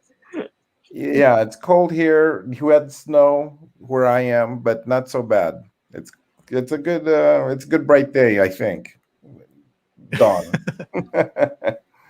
But at least California is not as cold as the other states like New York. Oh no.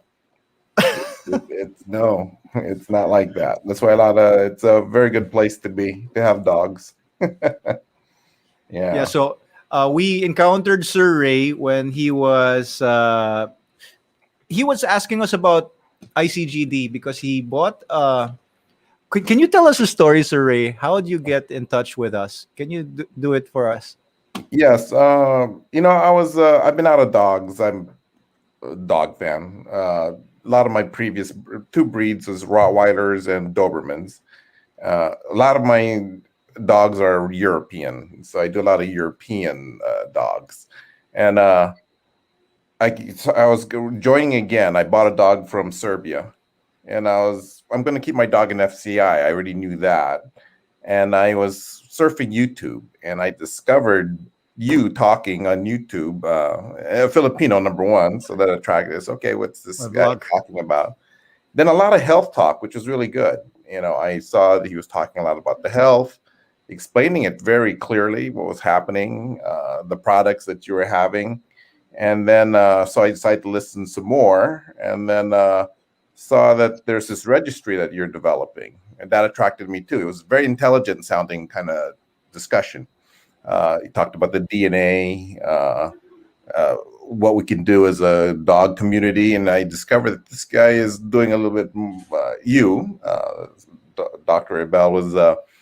It was very.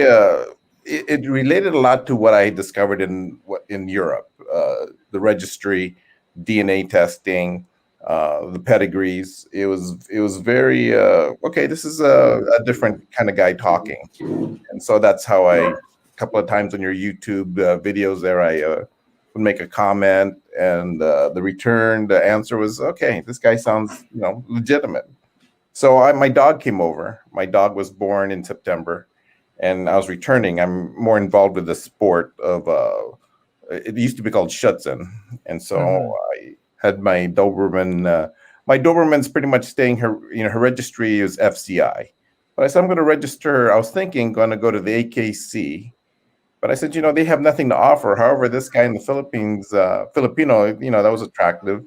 He has a significant registry. I'm going to support that. I think I like what he's talking about.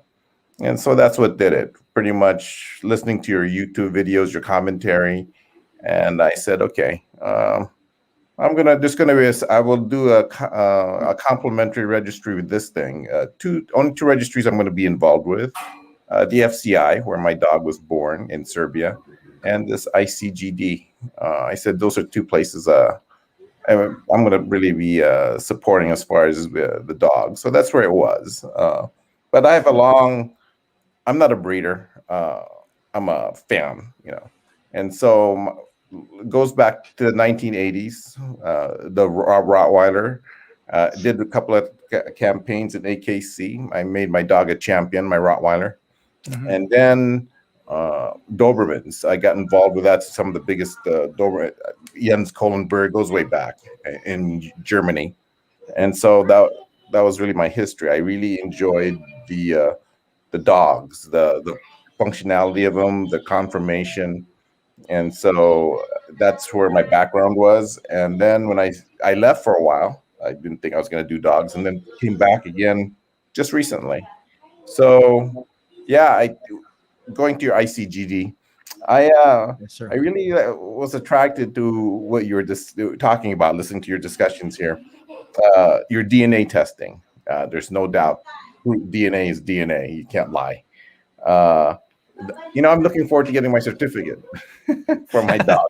And by the way, guys, Sir Ray is a nurse in California, and he's teaching at a university. So his scientific background is at par. I mean, he knows what he's talking about when he talks about science and stuff. Yeah. Well, yeah, it's familiar to me.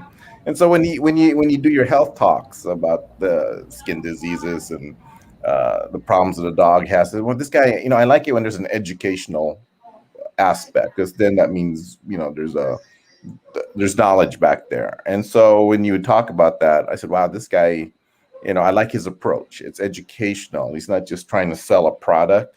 He's actually trying to teach this community. And I'm always attracted to do something with Filipinos. And back in the time when I was involved with dogs, I could not find another Filipino who was as obsessed as I was, I guess, when it came to dogs. So, Ray, do you have a strong Filipino community in California? And do you belong to that kind of community there? Not really. I mean, there is a strong Filipino in California. It's a big group, but I know where they are, the business, the communities. But if you say community, it's more, in the health field. There's a lot of Filipino nurses here. I mean, yeah. In nursing, well, Filipino. Yeah, so that's my connection. But as far as the dog sport, which was my, that was my hobby and was an obsession when I was younger.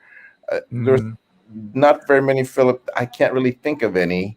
And if there was one that was involved, it was usually some kind of Chinese connection, and they were selling. And it was more business, not really what are we doing, genetics, what's your program. They were more importing dogs. Back in the 1990s, the Rottweiler was the hottest item. It was the hottest item to get, and the Germans were selling, and usually they weren't selling their best because they saw the market, and can't blame them.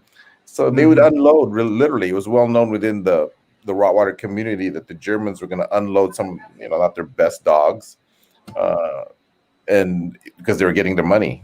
but that changed in the 2000s. But back to ICGD again, I liked what you were talking about. Your registry, your DNA confirmation. I was attracted to how you did that pedigree. I said, you know what, I want to get a pedigree like that. That certificate. I want to get that where That's Miss April Lucero's idea. yeah, where you have the Pretty picture of the pedigree. parents. I liked all that. I said, you know, because I'm very proud of my dog's heritage.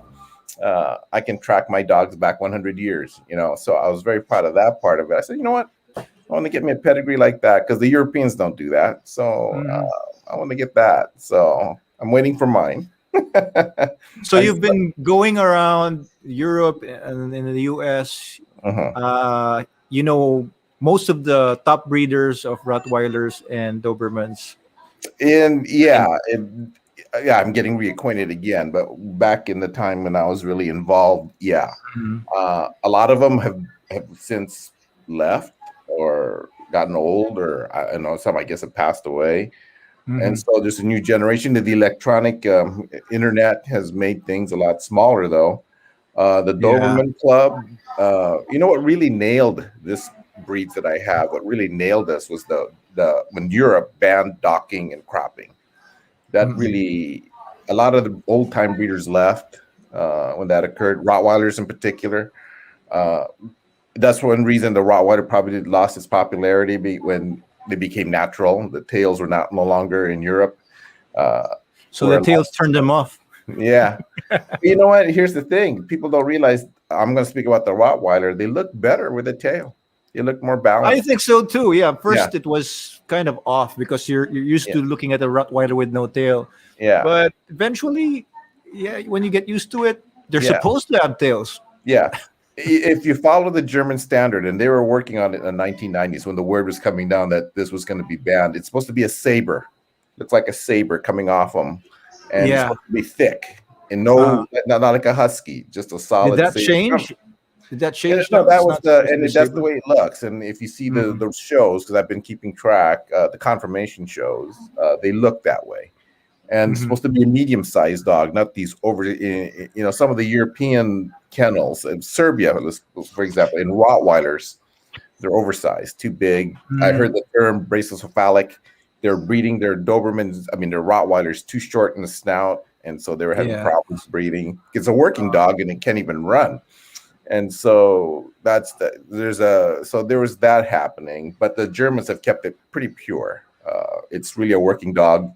The German rings, if you see them in videos, they run that dog for at least half hour, and in the confirmation rings, and that's the way they do it.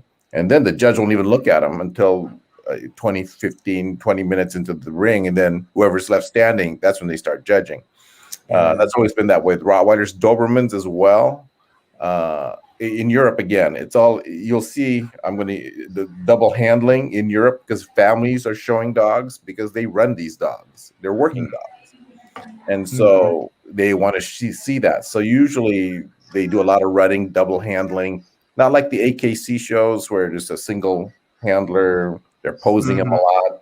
There's a couple prancing around the ring, and then they stay. In Europe, the shows are different. They're more true to what the function of that dog was, and I'm just speaking, of course, of my two breeds, the Doberman and Rottweiler. But again, your registry attracted me because there was some similarities in what I'd seen in the FCI registry when you talked about the DNA in the Dobermans in the FCI, where in the Doberman Club in Europe, they're tracking their bloodlines as far as the cardiomyopathy. It's called dilated cardiomyopathy. DCM. DCM. The Dobermans inherently, unfortunately, they have that problem, which the Europeans are trying to. They're predisposed to DCM, Dobermans. Yeah. The current literature with Embark, you probably know that's the genetic database. The current literature says that 58% of the dogs in Europe are healthier than the Dobermans here in the U.S. That's really how come? The breeding of, again, because the Europeans breed for the function. Just like what Deo and Sir Yeah, Deo and Sir Don was talking about a that's while right. ago And about when the they judge, bullies. yeah, and that's right. And when they judge, having a dog run around that ring, and so the judges are only looking at the dogs that have that endurance, and so those are the Mhm. dogs that are bred. They don't do that here in America, except for the outliner. There's not even very many Dobermans actually over here for that kind of showing. Mhm. So that's I'm going to put it to the test because I'm going to test my dog. Her bloodline is. Mhm. I will test it when I do my DNA tests. I'll probably do that here in the next couple of weeks. If she doesn't have the genetics, if it shows DNA is not going to lie, well, she'll be a great pet. But Yeah. I'm going to put it to the test. I'm returning with all the science that we have out there. Yeah, I want that's to see that. Sir Ray, that's what the ICGD actually aims to achieve. The transparency. I mean, Right. the dog owner should be able to be scrutinized, or the dog should be able to be out there. The Right. pictures of the dogs are out there online, so like the problems with genetic diseases cannot be hidden by these unscrupulous breeders who would Right. some of them would rather hide all of these faults of these dogs. Yeah. And with ICGD, it's out there. Yeah. And I think that's the great part. That was what attracted me to it because now you don't have, yeah, these guys who can just push dogs through the site because you have this your registry system will oh yeah, this guy this is a bloodline that we know is true, and I said okay, Mhm. I'll support that. And Uh, and do you know, Soraya, Miss April is working on linking all of the accounts of the dogs to your. For example, if you have a website or a Facebook page or YouTube channel, Yeah. from your dog's account, you mhm. can click on your kennel's page or your website or your YouTube channel, so people can go to wherever Mhm. platform that you want them to go. Well, And whatever. I think it also helps a lot with the transparency. People can talk to you directly if they bought a puppy from a breeder claiming that that dog came from your bloodlines. They could easily contact you because they can trace it within the Yeah. accounts and everything like that.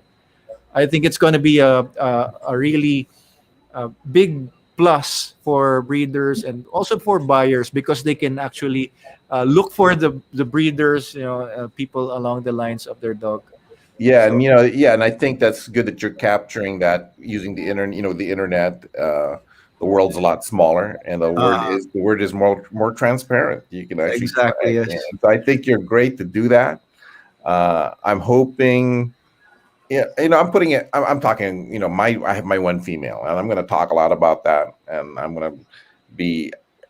And I use YouTube and my Facebook personal, but it's just because I have my one dog, but I'm in contact with a lot of people who do dog stuff, and I'll talk about this particular registry because of what you guys do and what you're doing. And Thanks, sorry for yeah, that.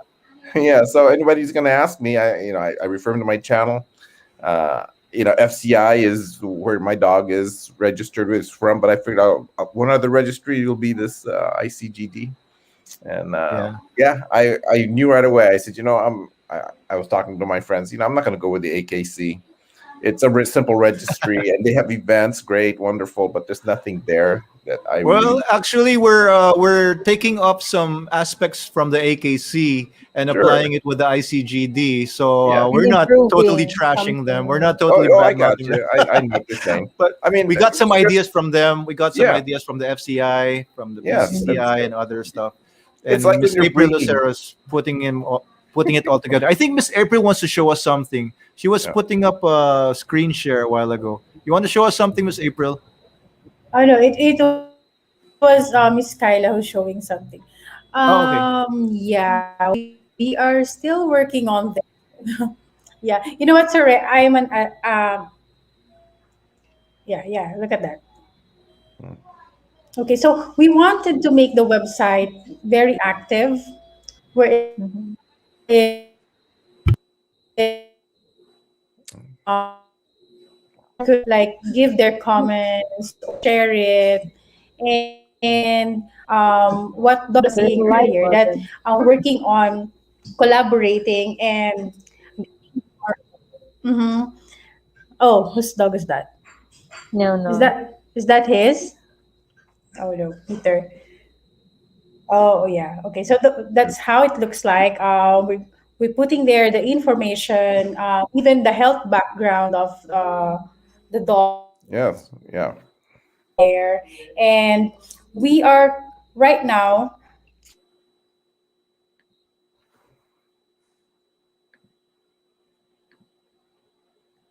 Lost her. Miss A, still there? She's frozen. Yeah. Is she, where's she located? She's here in Pasig. The If you're veteran familiar with group. Pasig. Okay. Miss April, we lost you. Yeah. You know, She was a when you good were, person. actually, I like that aspect of it. You know, the Yeah. information that they were asking from me. I said, wow, I haven't Yeah. even thought about that. The weight of my dog, Mm. the bed of my No, dog. we have a comment here. Yeah. It's very convenient. May iwasan daw ang fraud, Doc. And yung mga, and the dog identity theft. All registered dogs are viewable online. It's important, especially these days. Wow. You translated it just that quickly. Yeah. And my Uh, nose is bleeding already. So, there.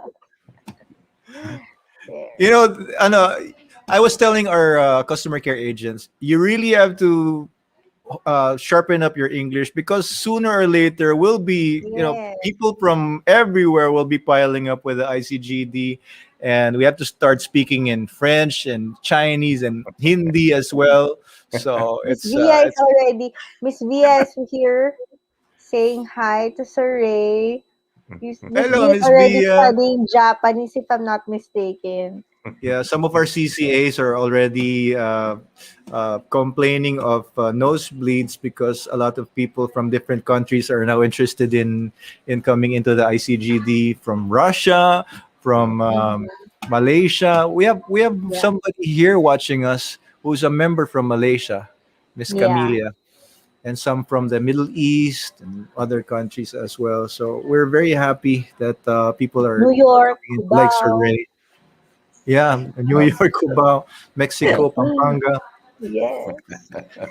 Doc, we have a question here from Sir Egoy Krish. When will ICGD be internationally recognized? It's already recognized internationally. We have Sir Ray here. He's from the US. So internationally means between two countries. So we have the US and the Philippines. So we're internationally recognized. Actually, a lot of Filipinos, Sir Ray, like what we were discussing a few days back, they think that if it's from the Philippines, it's kind of Just locally. inferior to what the people in the third world countries can produce. What do you think about that? Yeah, that's something what again attracted me to what you were doing, because there's Yes. Filipinos are smart people. We are just as smart as anybody else in the world. We know how to read pedigree. We know science. Sir Ray is a teacher in a university, by the way, Miss Kyla. Think about that. Okay. Yeah, Sir Ray, go ahead. Yeah, and so, I always approach that. How come more Filipinos don't get involved, at least openly? Because we're smart. We know how to look pedigrees. We know how to breed dogs. We know how to, campaign. So that's one thing I think that this platform has, where hopefully more of you have a voice and talk about your. I was listening to the American Bully folks there talk, and there was some good discussion of what they're trying to do. The Pomsky gentleman over there, that was also, what they are doing, and that's you're not just pulling that out of your butt.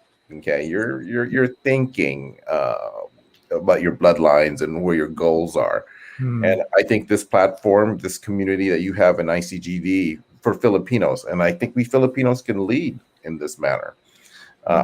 This kind of discussion when you talk about the health issues, and when you talk DNA, that means we're now coming from a point of it's scholarly, I guess is the term I'm going to use, where there's some brains to this. We're not just pataka, kind of just throwing it out there. Let's just guess. There's some science here, and we Filipinos should be able to say, hey, we can do this just as good as anybody else. I was looking a little bit in some of your videos where we talked a little bit about you were trying to have a a Filipino dog that's based from the Philippines. I was listening to some of Yeah. that. Again, I'm not up on all that, Philippine but Aso.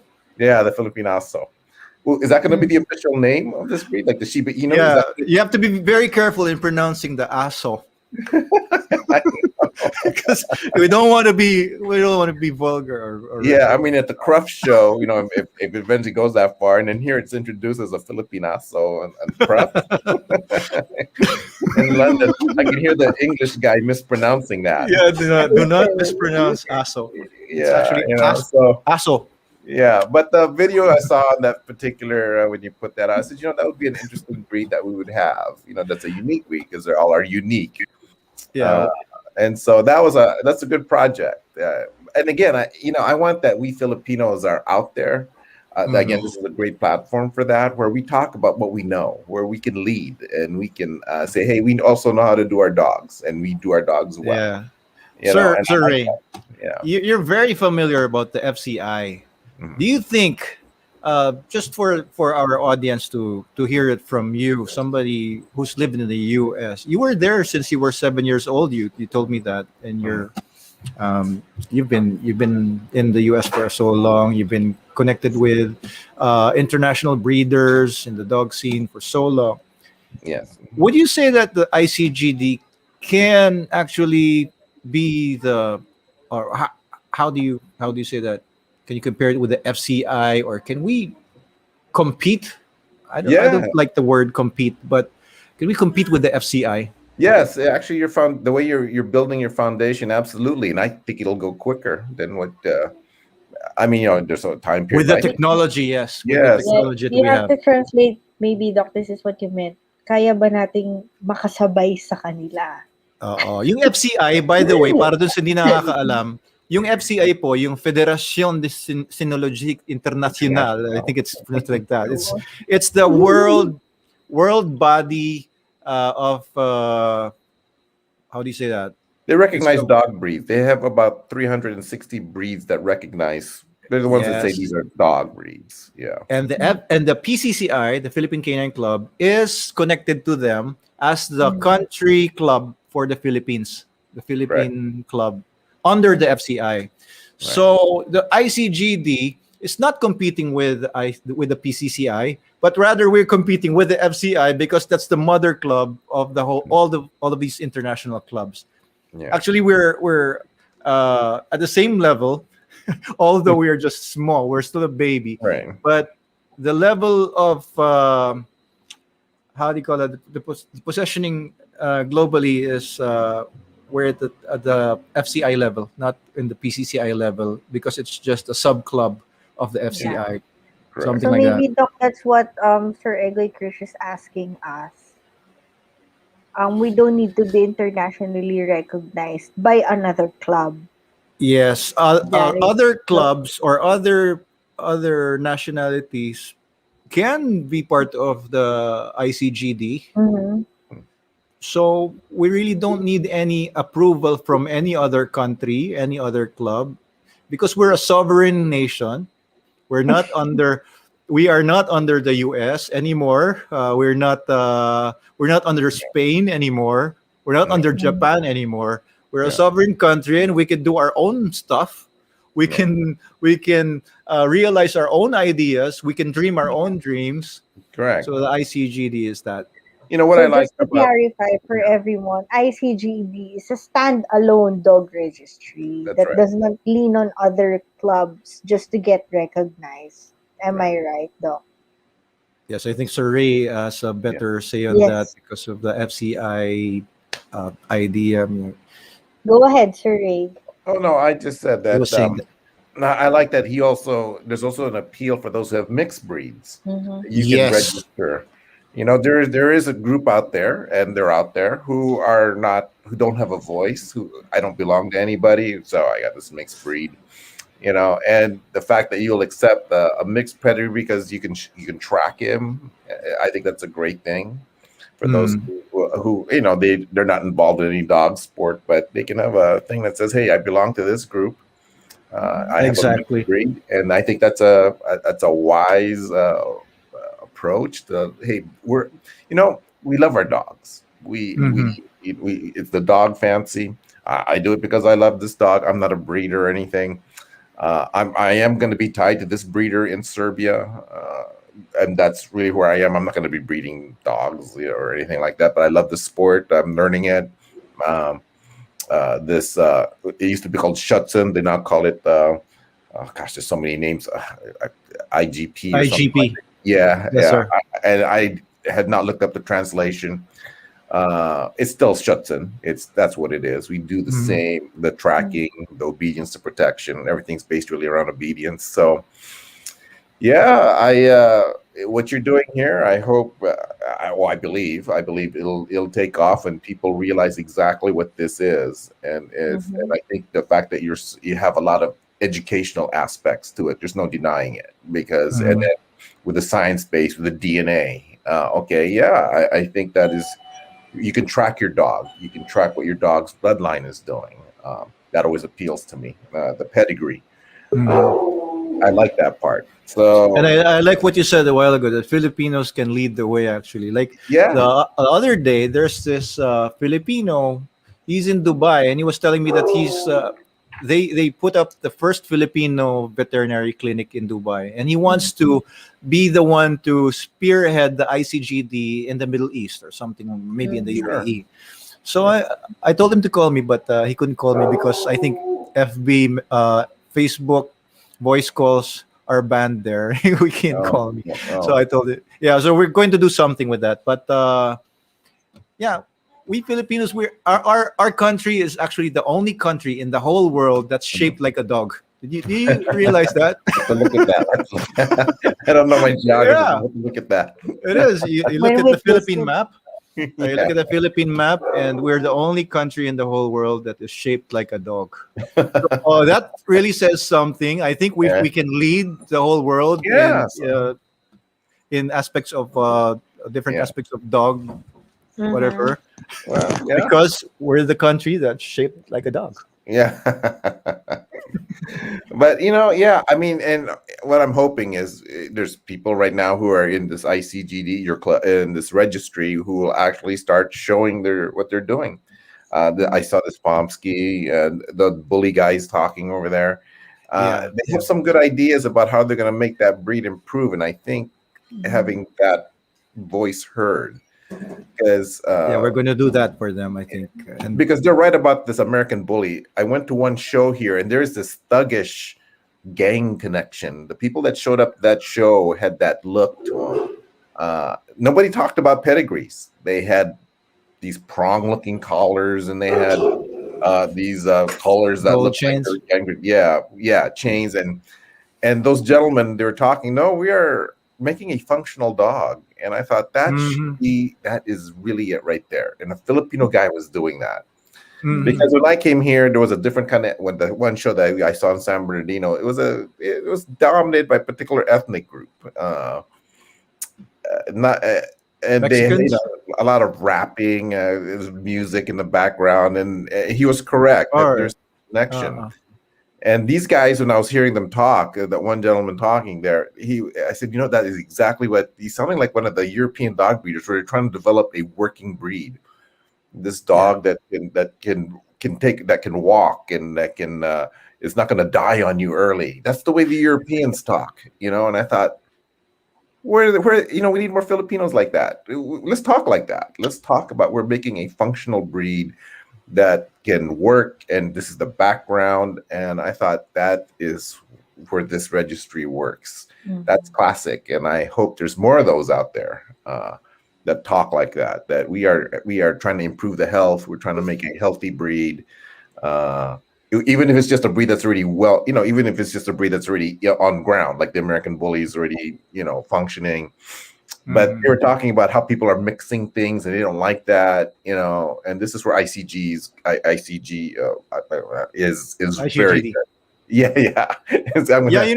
Apart from what Miss April was telling us a while ago, I really wanted the ICG to work initially because I had dogs. For example, I've sent dogs that were half pit bull, half Belgian Malinois, or half Belgian Malinois, half German Shepherds. I've sent these to Afghanistan, to Iraq, And these dogs saved lives. Even in Mindanao, some of the people who bought from me, like the Marines, Philippine Marines, bought some dogs from me. Some of them were part Bull Mastiff, part Belgian Malinois, and they love these dogs. They were like calabaos, the buffaloes, because they like buffalo dogs. So they sent them to Mindanao. They saved some lives. One incident was some bad guys put like an IED in front of a church somewhere in Kidapawan or somewhere there, and our dogs were able to detect it, and it saved a lot of lives. And these dogs cannot be registered with any purebred registry because they simply cannot be accepted there. So some people think that our dogs are inferior just because of the fact they don't have papers. Yeah. So I wanted to prove to everybody, these dogs are not purebred, but they are worth more than most of the purebred dogs out there. And I don't think it's fair, without dignity or as lower individuals just because they didn't have PCCI papers. So I Right. think the Also, ICGD Doc, is. we have another guest here waiting Oh, we all the do. way, Doc, from Trinidad and Tobago. It's in the Caribbean. Wow. He's also an ICGD member and he has registered his kennel with us already. Good. Oh, let's have a chat with him too. Yeah, Is it a him? yeah, he's already here. Let's add him to the stream, Doc. Okay. Um, he has Egyptian kennel registered with us. It's Sir Whoa. Jonathan Hello, Singh. Sir Jonathan. Yeah, I from Miss just signed that paper Mitzi. today. From Miss Mitzi. Hello, Sir Straight from the Jonathan. Caribbean. Yeah, How are you there? How's your weather? it's sort I of learned something from Miss April.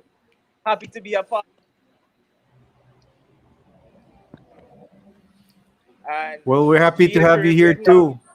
so excited to bring this forward, and it's so awesome as I was in the chat listening and for breeders to have a say now to actually create something and have it registered and know your breed line and do things that we can at least have some sort of trail, and for the Philippines to be doing something like this is so awesome and nice. All right. Have you been listening to what we were talking about with Sir Ray Zamora of the US? Were you listening into that? Were you listening Yeah, I in was to listening what to we were part talking because about? I'm not too Yeah. long joined on. All right. What kind of dogs do you have in Trinidad and Tobago? Yeah. Basically all the breeds besides miniature pinchers, not as much of those, but basically all of the breeds. Yeah, and your particular kennel, Egyptian kennels, what kind of dogs do you deal with? Egypt. What's that? What kind of dogs? What breeds do you deal with? What do you breed or do you have?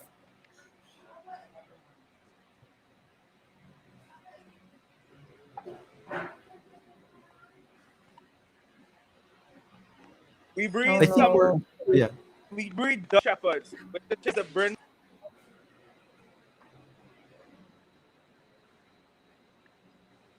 All right, we can't Yeah. understand much of what you're saying, sir. I think your signal is weak, or maybe there's some traffic. Like my data. You try to enter again, sir. Yeah, let me check my signal and I'll join back in. All right, thank you, Sir Jonathan.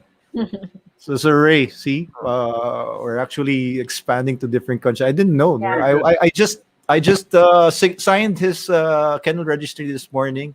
Very I good. didn't know that kennel was from Trinidad and Tobago. I thought it was Egyptian. That's what he's doing. So Very good. It's very nice. Yeah. Yeah, we're very happy that our dreams are being realized as He's early not a as now. Filipino, though. He's not a Filipino. I is he like a local from Trinidad and Tobago? What kind of people do they have in Trinidad and Tobago? What kind of I think Mr. Singh is more of subcontinental. Yeah. Is it like part of the subcontinent, Trinidad and Tobago? I'm not so Yeah. familiar with it. I think it's It's, still in it's the near, Pacific. yeah, it's near Venezuela, Doc. If, Oh, yeah. okay. Venezuela, before Bulacan. Yeah.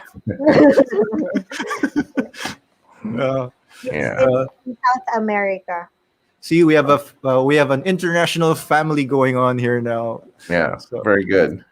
yeah, Sir Ray is our kuya in the U.S. Uh, So when we go to the U.S., we'll look you up.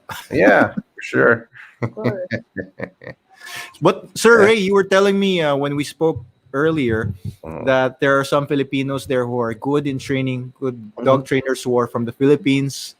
Can you Yeah. tell us about that? Well, there's just Some, one in particular, Norm Augustine, yeah. who's the guy who's training my dog right now. Uh-huh. He's out of Ontario. It's a Schutzen in the Schutzen thing. I didn't know he was Filipino. It's just a lot of Mhm. American friends of mine were talking about him. We're going to train with him. And so one day I went with one of them, and she was a Doberman person. Goes, yeah, I trained with Norm. They always just said his name was Norm. I never knew Mm, what his last name. They never mentioned it. And, I didn't bother to ask. yeah. And so I went to the field. It was in Riverside, and wow, there's this Filipino guy, Mhm.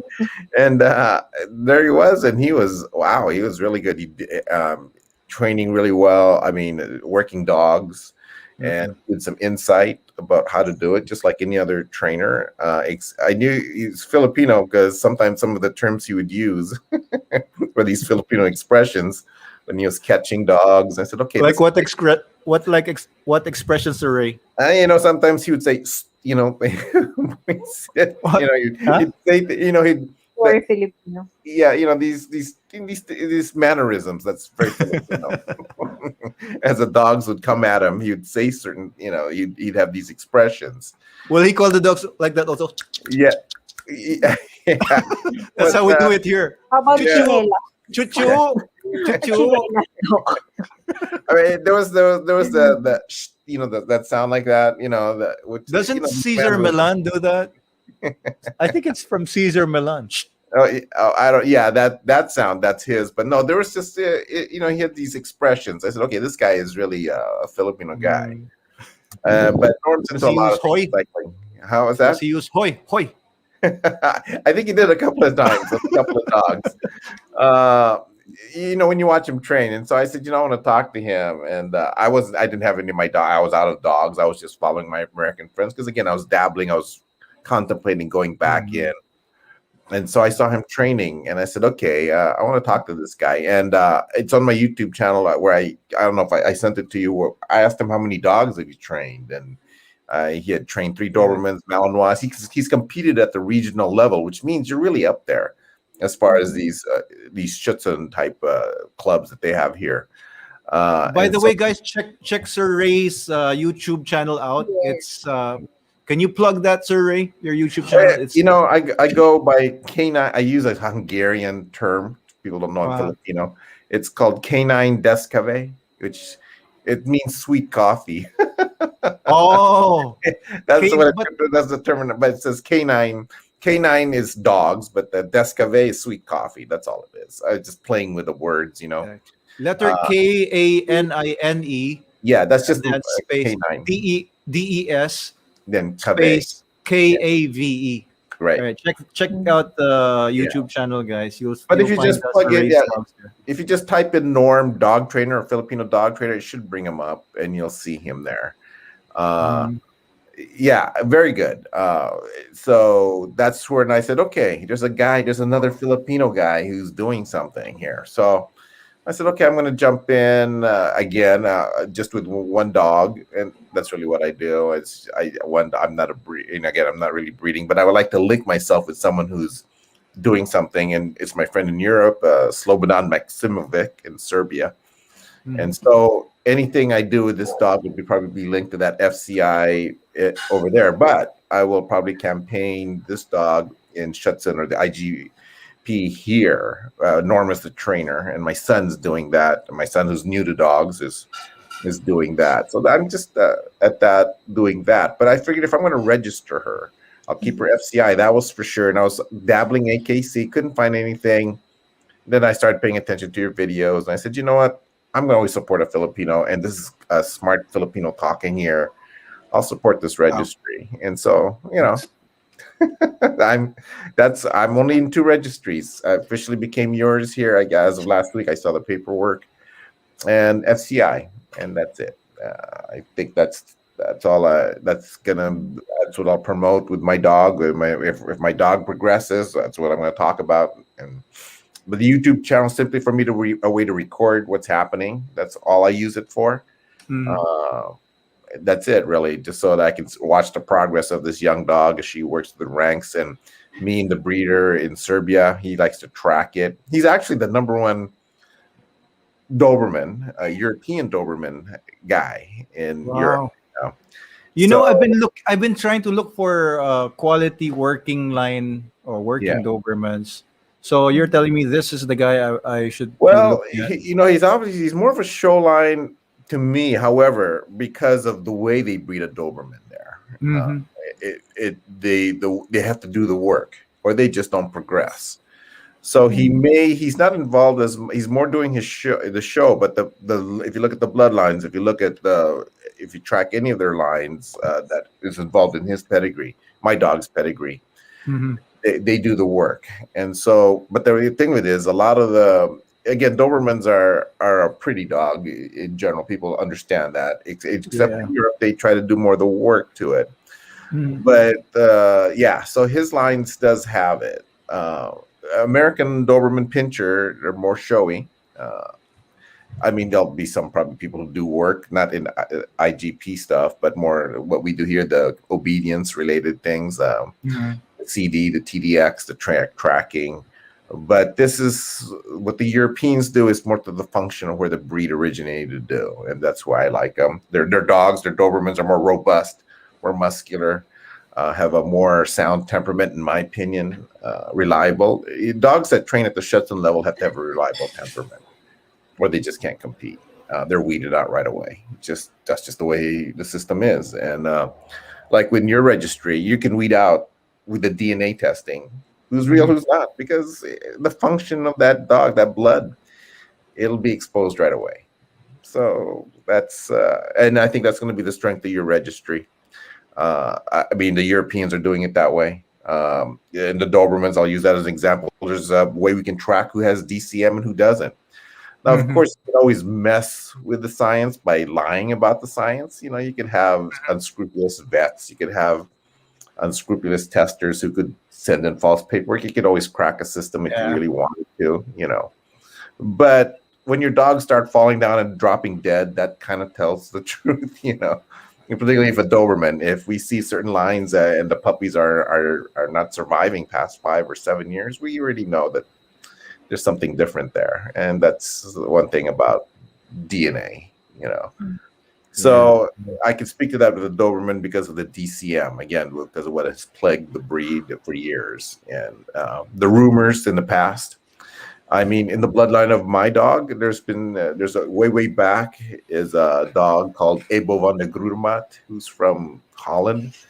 There was rumors about how he died. Of course, back in the day, the science wasn't there. People were just rumored, all right? He died of some disease. Well, we all suspect, though, those of us, my breeders back then who were in the know, say we probably think he died of DCM.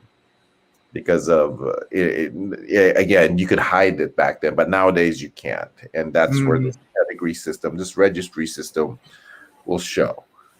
When you have this DNA-based thing, background of your animals, your bloodlines, your kennels. If you show an IGC register, I'm registered with the ICGD, International Genetic Database. But my pedigree is this, and that will... You had a video about does it improve your dog's quality, or are they more? Do they cost more? I think you had some video like that, and you gave a very good answer. That's intrinsic value. That was very good. But I think as time will prove, when you have this kind of a pedigree where it was DNA based, that's where the value is going to come in, because you can say, yeah, but look at this pedigree. It has DNA proof that this is solid. Oh, there's no denying that at that point. Of course, Mother Nature could always throw a wrench. You could have the most perfect pedigree, and there's one or two. You know what? There's a litter of 10. 9 are really good, and then that one bad one is the one that happens to be in a show. I mean, you could. There's always a risk, but I think what you're looking for is consistency and quality. And you know what? Filipinos can do that. We are just as good as anybody else. We can find quality, And we're really very happy to have an ally in you, and with somebody so knowledgeable about dogs, and who's really been into dogs for a long time. So we're really happy that you're on our team. Well, I hope you keep doing what you're doing. Thank you, you keep staying. Your foundation is good. I'll support it. I'll talk about it. Anybody? I'll be talking about dogs anyway, and so I'll talk about this group. Filipinos. Yeah, that's her. Oh, that's your dog. That's your puppy. Yeah, as a puppy. Before he was having me look at all of his puppies, and I haven't taken a picture of her. There's a video of her on my YouTube thing, but I got to take some new photos of her because you guys, I want that on my certificate eventually. I'm looking forward to that. So, are you having your certificate shipped? I don't know how. I think so. As long as it gets here, I'm not pressed for the time. I think Miss Mitzi and other people at the CCA or CCD department are, their concern is for us to be able to send the certificates to different countries. It's more expensive than the registration itself. It costs a lot more. Yeah. But the thing is, it's online already. So only if you opt to have the hard copy, then you'll have to pay for it for the shipping. But at least it's online already. Yeah. Well, I wanted to get a paper that I can hang on to. But you have the pictures of her parents, correct? You have her parents' picture. I think so. Yeah. I think they put it in. Yeah. Is it already in the online pedigree, Miss Kyla? Not yet, though.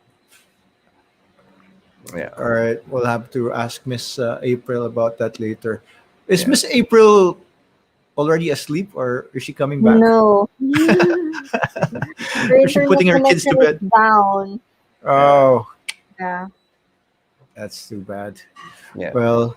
So basically, when I look for it online, I'll go to your website. When I look for my dog's pedigree and everything, I can just go to your website. Is that right?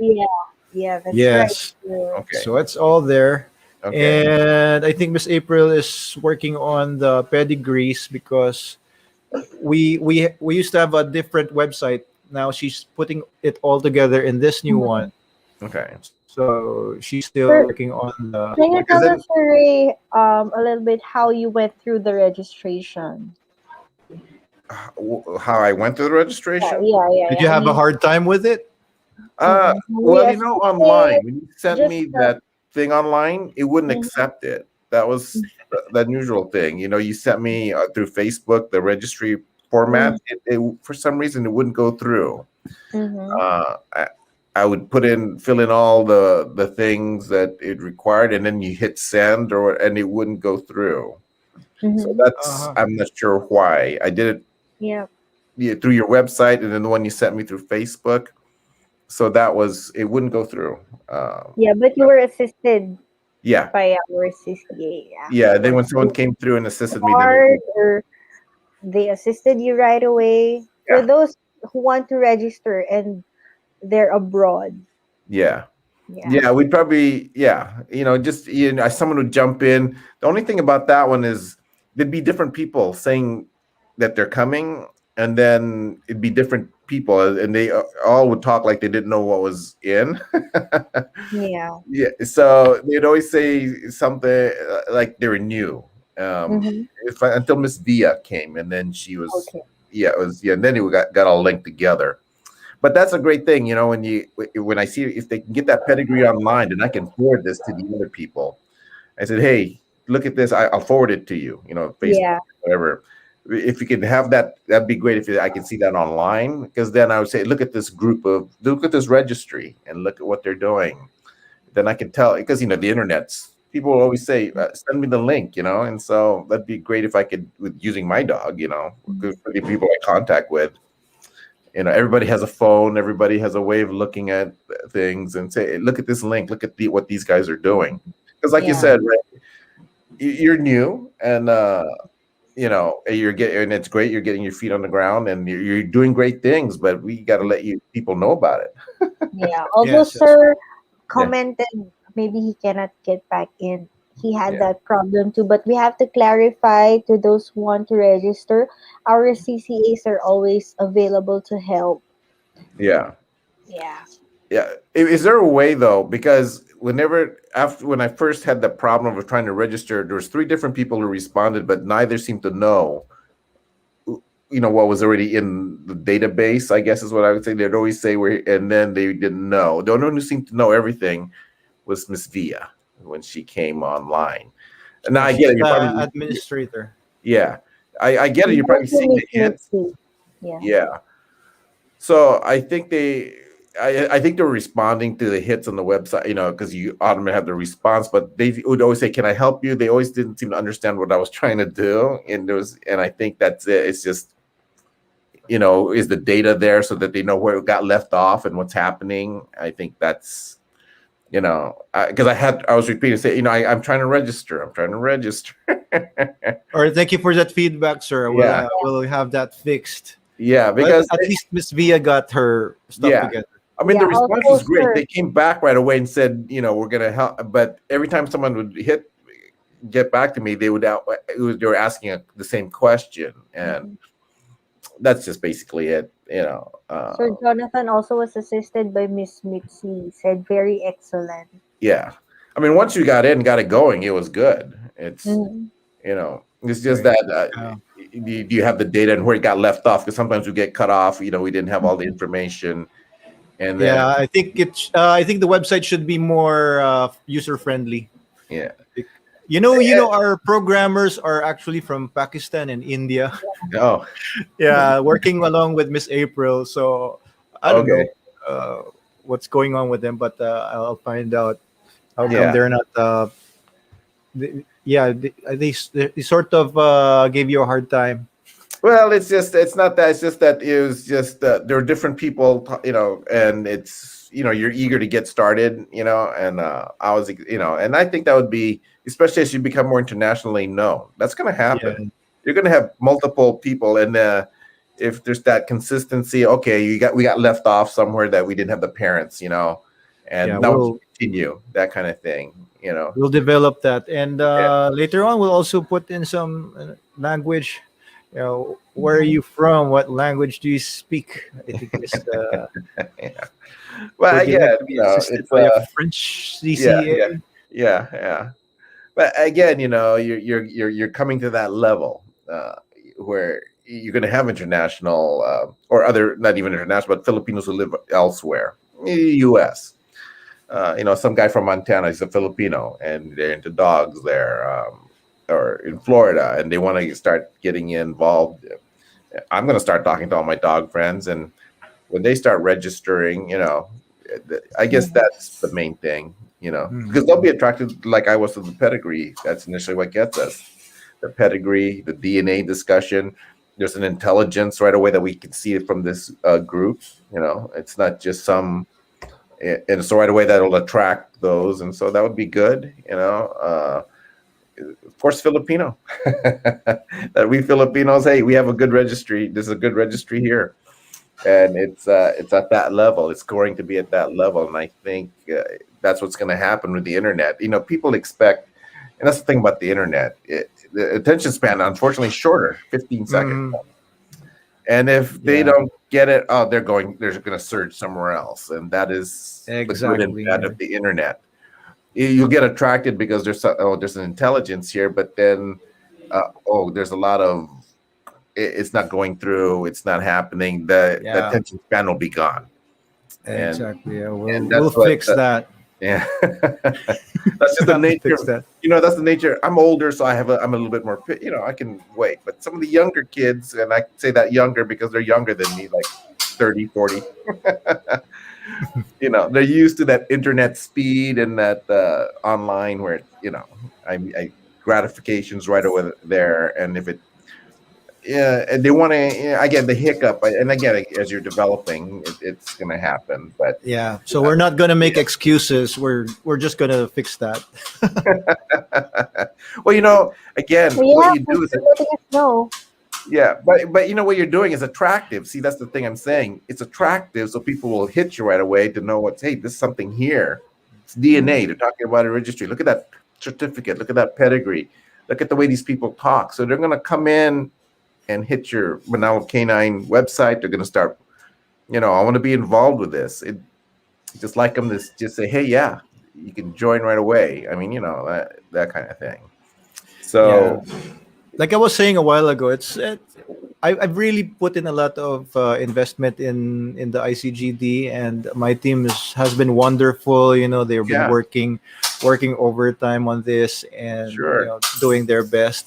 I Yeah. think it's the legacy that we can really leave behind and start Or something that the Yeah. PCCI, the other registries should have been doing a long time ago. Yeah, that is true. I agree with that.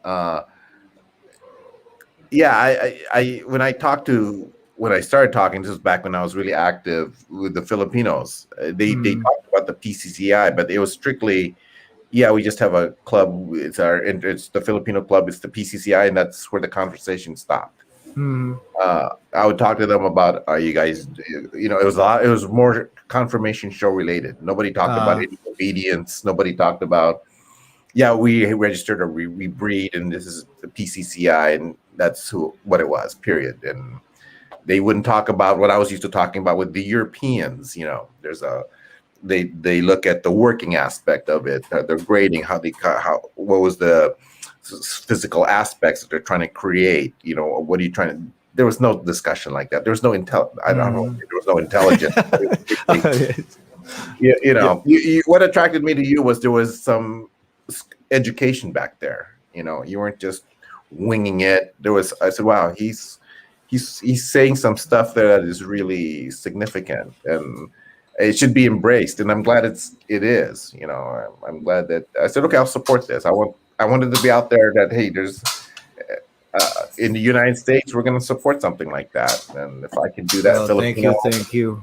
Yeah, Yes, thank you for that. And and we really want to do something for the dog community. Yeah, That's something worthwhile. I've been Yeah. a member of the PCCI since the 1990s, yeah, and I don't want to badmouth them, but they really haven't helped me much. I mean, well, okay, they're there, Yeah. but that's it. I mean, I have to Yeah. pay for my dues, I have to pay for my registrations. But Yeah. I really wish that they could help me with selling my puppies, or maybe teaching me how to do this thing, how to become a better dog person, or how to win shows or whatever. yeah, But I think it's what the ICGD can fill. It's Yeah. the void. It's the void that the ICGD can really fill. An organization that can really help the Filipino or even the international dog owner, not Yeah. only to register their dogs, but help them out. How to breed properly, how to take care of their Correct. dogs properly, how to connect the dog transporters, the dog groomers, and the veterinarians, and Right. really make them cooperate with each other. So Right. the whole industry, the whole dog hobby would benefit from it. Yeah, I think that's a good goal. Mm. It's not so much that we're just going to be breeding dogs. It's about you service the military with your program, and what connecting vets that are reliable. That's and then hey, I need help. Transporting. Let's say if you're international Yes. shipping again, Yeah. who can I go to? What's the best airline? When I get to cargo, what's the best way to do that? Because I used to ship dogs. Mhm. And I only used PAL when I was shipped, because I had shipped some dogs to the Philippines. And it was Mhm. only through PAL that I could do that. When I would get my dogs from Europe, they'd come through Air New Zealand, they'd come through British Airways, they'd come through, there Yes. was multiple airlines. But when I was shipping to the Philippines, I could only go through PAL. And that when, Yeah. And I've been getting a lot of inquiries. How can I send my dog to the U.S.? How can I send my puppies to my buyers who are in other countries and they don't know how? Yeah. They don't know anyway. Yeah. And about payments, so we'll be doing that. We'll also be Yeah. facilitating some payment systems for people who would like to buy dogs So from that other would be countries good. for here. That would Yeah. be good because especially I was listening to some of these breeds are now going to be becoming more international, and there's going to be people from other countries buying them. And as your dog, as the dogs of the Filipinos, they say, hey, there's some good Filipino breeders, or they have particularly this Pomsky group that I was listening to talk to, and there's someone in the Florida who said, I like to get one of those dogs. Yeah. Yeah, and so he's going to ask the Pomsky guy, hey, how can I get that? And And you know what? We have these Philippine Asos, our native dogs. And Yeah. many people in different countries are interested to have some of our native dogs. Yeah. And many Filipinos do not understand that we really do have our native dog breeds. Yeah. And these dogs have been with us since there has been people in the Philippines who have set Right. foot from different countries. Yeah. And these dogs have been selectively bred because of our own conditions, our own situation here. So these dogs are special dogs that we can really consider as our national treasure. They've been with Correct. our ancestors. Yeah. But I never knew about them until you came on. No other Filipinos Yeah. talking about that. Why aren't other Filipinos talking about that? Other Filipino dog people, Yeah, when they think about our native dog, they think about the dogs that are in the pounds, the dogs that are being eaten in some certain areas of the country, and Yeah. dogs that are worthless, of no value, or being kicked around in the streets. Yeah. But it shouldn't be the case. These are really very special dogs, Yeah. and they're much more intelligent, and they have stronger instincts and stronger immune systems than most of the other breeds. Yes, that's right. It's really your videos that actually brought that to light. When I think you had one video about that, and you're the only one I think that I had talked about it. And, Yeah. so I didn't even really know we had that going on. We do. And Yeah. because I've been going around the country and seeing all of these native dogs that different areas have. Some of them are being used as hunting dogs. Some of them Right. are good at hunting birds. Some of them are good at hunting fishes in some Yeah. islands. Yeah. And these dogs have something to offer. They're really great. They're great companions. They're very smart. They don't get killed as easily as other dog breeds. Yeah. So They it's could be. It'd be nice if someone could highlight that more.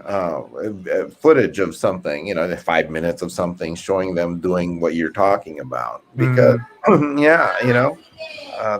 told you about Mr. Tom Asmos. He's an American vet, not a veterinarian, a veteran who now lives in Bukidnon, and he's been studying the tiger dogs, as he calls them. They're actually the native dogs of the Lumad tribe. They use them for hunting, and they've got special characteristics. Their claws shed off. They don't. They shed off, and they've got penises that are smaller than most dogs, so they only breed amongst themselves and stuff like that. So it's actually the Americans and some other nationalities who are more interested in our native dogs than us Filipinos ourselves. So it's really nice. Mr. Tom Asmos has done some shows. He doesn't appear in the shows, but a lot of shows have been featuring his dogs. They're calling them the Philippine witch dog because of the legends that come along with these dogs. And it's very interesting because these dogs are great. You can see some of his videos. These dogs are jumping up 8-foot walls and climbing trees, and they're very aggressive when they are needed to be aggressive, and they're really great. I think we should be able to establish that we have these breeds, and that's what the ICGD is here for also. Now, is any of those dogs that that he has. Has he put some in your registry? Not yet. Yes, they're all okay. registered with the ICGD. Okay. Actually, he's one of the first guys I approached about the Okay. ICGD, And they're called, yes, and he's registered. they come under what breed name? Is it the Philippine witch dog? Is that if you need to search for them? How does that? Actually, he put them in different breeds. Some Wow. are Philippine mountain tiger dogs and tiger dog, but as we were talking, I think we can all put them in different variants under the Philippine Aso breed, or maybe if some club would be interested in creating one breed for the dogs that he has there in Bukidnon, or maybe because every island has their own sub breeds. I think Correct. because Right. like there's this island near Pangasinan. One of my friends in Facebook named Miss Joy, if I remember her correctly, she was telling me about these dogs in Suwal Island who were bird catchers, fish catchers, and they're interbreeding amongst themselves for so many generations. So this is a gene pool of dogs, of a landrace population of dogs in that particular island, then can be Yeah. considered as one breed or a Yeah. sub-breed of the Philippine Aso. Mm. So I think it's just a matter of documentation for these kinds of dogs to be recognized, because they're not recognized. So as as a far breed. as you know, is there someone who's leading this effort, or is it just you highlighting them in your videos every now and then? Basically, it's just me, Tom Uh, Asmos, and a few others who are Yeah. interested in the breed. And there's this Facebook group now called the Philippine Witch Dog, or Aso ng Gubat, with a lot of other Filipinos who are interested in the breed. Yeah. I think nothing will be accomplished until these dogs are documented properly. Yeah, that's right. Because otherwise it's just people filming street dogs. Yes. That's So going to be the appearance. until they're documented and DNA profiled, and their breedings registered, their breedings documented, I don't think the Philippine Aso or native dog would be ever recognized properly. Yeah. So Well, hopefully your platform here gets somebody going on that, because that's something to Yes. look at. actually, Yeah. I started my own breeding a few years back. Yeah. I already reached my F1 stage. I had some puppies from certain Yeah. dogs that I got from different places, but they sort of got misplaced. My father-in-law kind of gave them away. Oh, I no. couldn't get them back, so I'm Yeah. going to start again from scratch with some dogs. I want to actually identify some really special dogs. There's this trainer in Laguna. His name is Jun Lasarte. He had this native dog named Saver, who could write his name. No. Have you ever heard of such a dog? That's the first I've ever heard of that. He trained his dog, a native dog, a Philippine Aso, to write his name, Saver. Ah, I told him Wow. because I asked him what's the hardest thing you've ever taught your dog to do, and he told me that it's teaching his dog how to write his name. I told him, how long did you teach him to do that? He said 1 year before his dog learned to write his name. Wow. This dog Saber has been a sensation in the internet. I think you can search for some videos of him. But he's Okay. really good. He's a really good dog, and I wanted to get some offspring, or at least grandson Yeah. or grandchildren out of this dog. And there's also this dog who's been sensationalized because of what he did. A dog named Kabang, somewhere in Mindanao.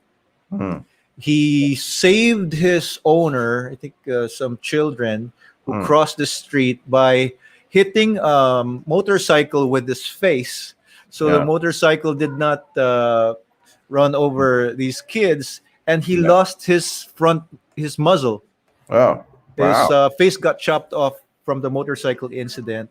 Wow. And he's been helped by different animal welfare people, and he was sent, I think, to the US for some aesthetic surgeries and stuff like that. So I wanted to get an offspring from Yeah. Kabang. I think she was Yeah. pregnant when that happened. Huh. Because these are special dogs already, Yeah. and Yeah. I think what they did, what they were capable of doing, was special, and I think the line should be kept, but I Right. wasn't Right. able to do that. Maybe Yeah. maybe in the future I would focus on that. I'd look for offspring from these dogs and Yeah. other Because dogs that are special as them. when you have now your F1, you said you didn't save that. That wasn't saved. Yeah, Yeah. Oh. Well, I guess but I'm always looking yes, to bring something in from the Philippines. I was, like I think I told you in our phone conversation, I'm talking to have established breeds. What are they doing? I'm Mhm. bring it here. I have my Doberman, so but still, I'm holding that door open. If there is some, Yes. yeah, You know what yeah, the good thing is about the Philippine Aso, the Philippine yeah, native dogs? They're in overabundance, so yeah, they're not in any endangered list. So we're not really in any hurry to keep them yeah, alive or anything. So yeah, I can send you some dogs that I can find from certain provinces if you'd like some. yeah, I think a lot of good dogs are from the indigenous tribes, yeah. like there's these people from Benguet or from the mountain province who have good hunting dogs. Oh, okay, Yeah, yeah, I'll look into that. I used to have one. yeah. I bought one from an Ifugao family who were Mm, wood carvers. I mm, got him from them as a puppy. I brought him home, and he was so smart. He escaped from his cage, and he headed towards the north. yeah, I was looking for the puppy. It was gone. yeah. And I put him some signs all around our place. And some kids brought him back to me.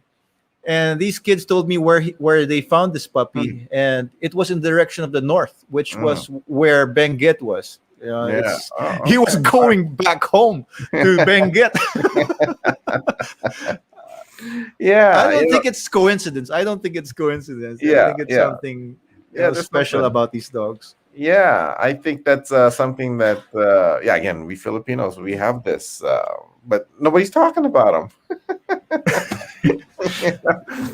So Yeah, we're it's not, taking them for granted. I think yeah, too much for granted. I guess, you see them around, I'm sure, but, and of course, Filipinos, my friends from over there, they're always looking over here. Like we have something, and, there's good stuff. I mean, we have good, but they look outside. The grass it's not always greener on the other side, you know.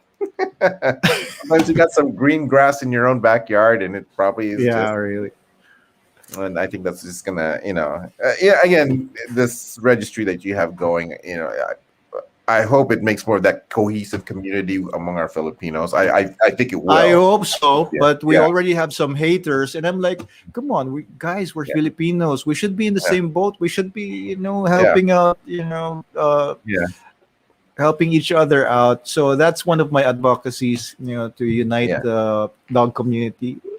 yeah. We're Filipinos. We should, Yeah, be proud, but that's going to happen. Anytime something gets progressive and it gets successful, there's always going to be that group that has to. Yeah, they're Yeah, the kind of they were when they were babies. They didn't get yeah, too many hugs.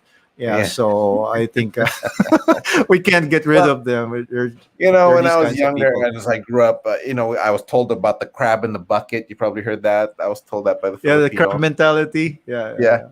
Yeah, So we still have that, unfortunately, but yeah, hopefully, we'll all stick yeah. together when the going But gets rough. there is hope because again, when I was listening here to your to this podcast here, I was listening to those American bully guys talk. Mm. One of them there with the beard. And wait a minute, but he knows what he's talking about, though. I was listening Yeah, to him yeah, talk. he's very smart. Yeah, you Yes, wouldn't know sir. it. I mean, again, I'm judging it by a book by its cover, but then he started to talk, and I thought, wow, Mm. okay. I mean, he's on the right track, and guys like this, hopefully this is the platform where you can hear guys like this who are on boots on the ground. This is what Mm. we're seeing. We're trying to correct this. It shouldn't be. Yeah. This is what needs to be done.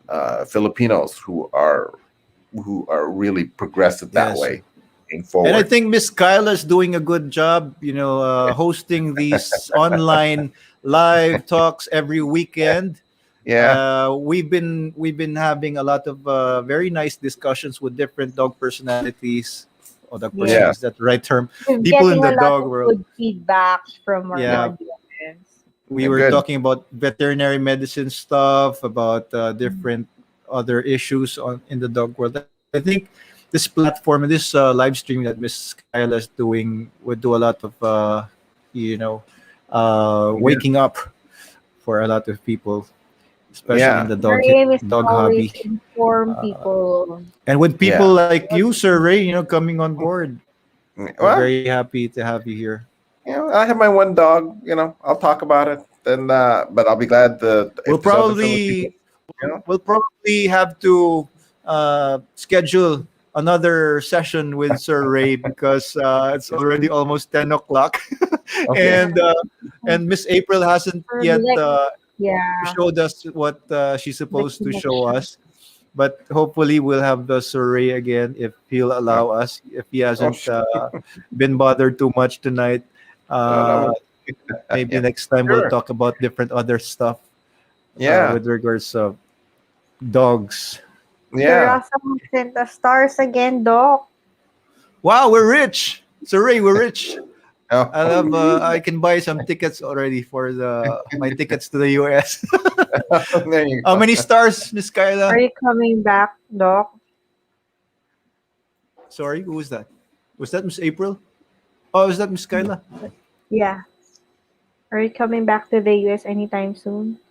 Oh, me? I don't have any plans, especially because of COVID, and I don't have any business there. Mhm. Yeah. Last time I was there, I went to a canine conference in Tennessee, and I went to visit my Aunt Helen in New Jersey, and I went to our headquarters, watched our office in New York, but that was it. I went to California.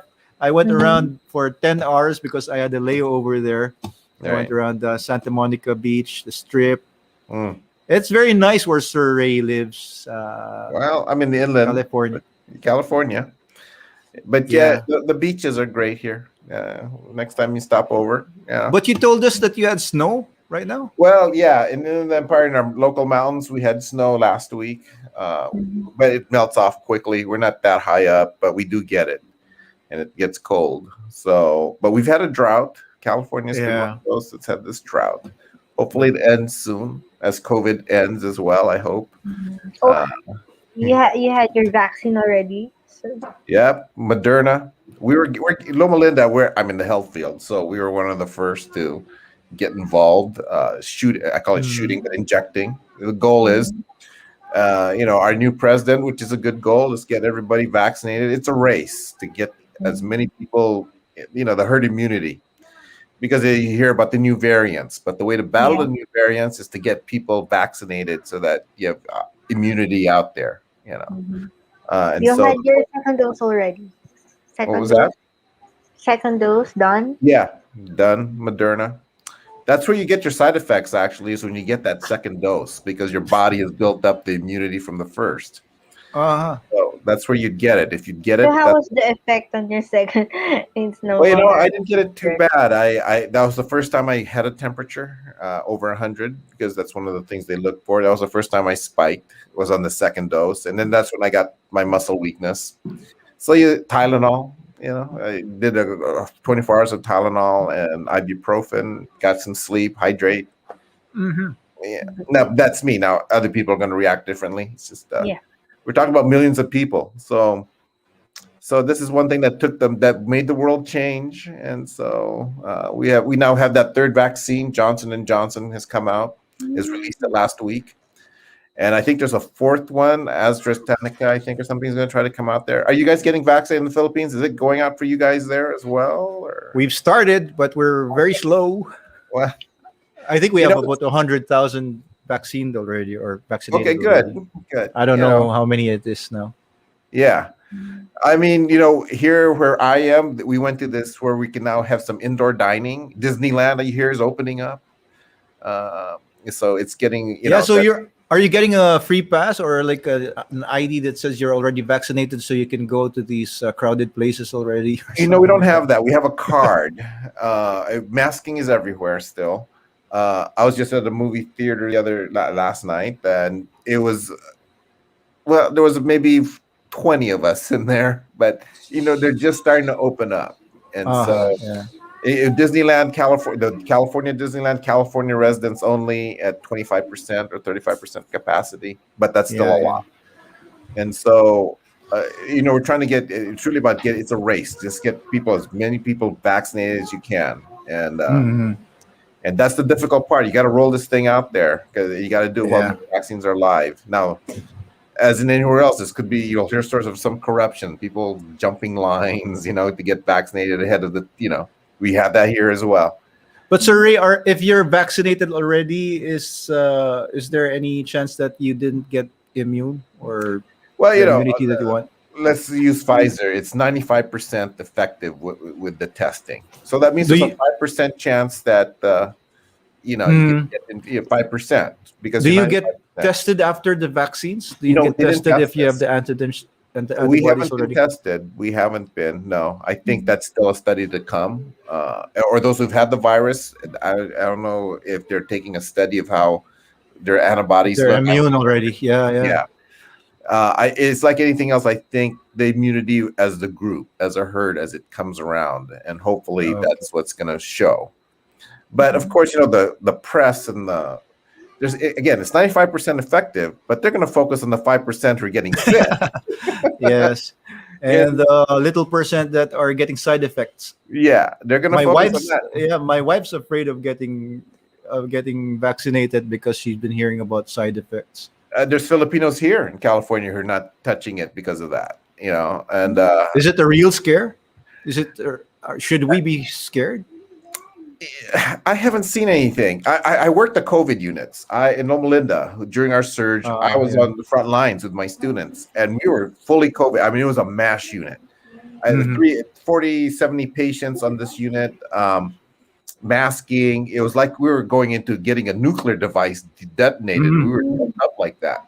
Masks, Outbreak. the gowns, yeah, and the whole unit looked like a mass unit. It's a hospital, a modern level 1 hospital, but it looked like we were in a war zone. This is during the height of our surge, and people. I mean, you're in bed and you're under cellophane like a piece of lasagna. You know, that's how the level that we were at. But you know, if people follow the guidelines like they've been saying, because we now have a drop. Those units are now cleared, or we call clean units. My units have now become clean, because if people follow those guidelines, it does prevent that spread. And so if they can do that and get as much vaccine out there, this thing can be beaten. The ones who are sick, I've had 2 relatives who passed away, are the ones who are the vulnerable. They're older. They're sick with other things. You know, COVID makes what you have worse. The bad thing about COVID is if it gets in those lungs, they call it the COVID-19 pneumonia. Because what it does, it takes away the immunity of the lungs. So the lungs can't fight it. The ones that we've had up here that had COVID.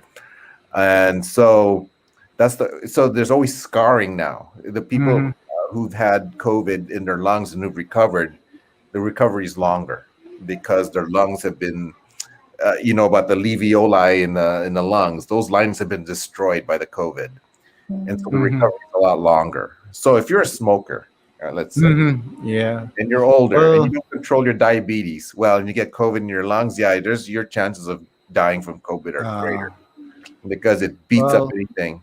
I'm just glad that we have the vaccines already and they're rolling out. Yeah. Maybe this will be over soon. Maybe. Yeah. But you know, wear your mask until then, and follow those social distancing rules. And it's rough.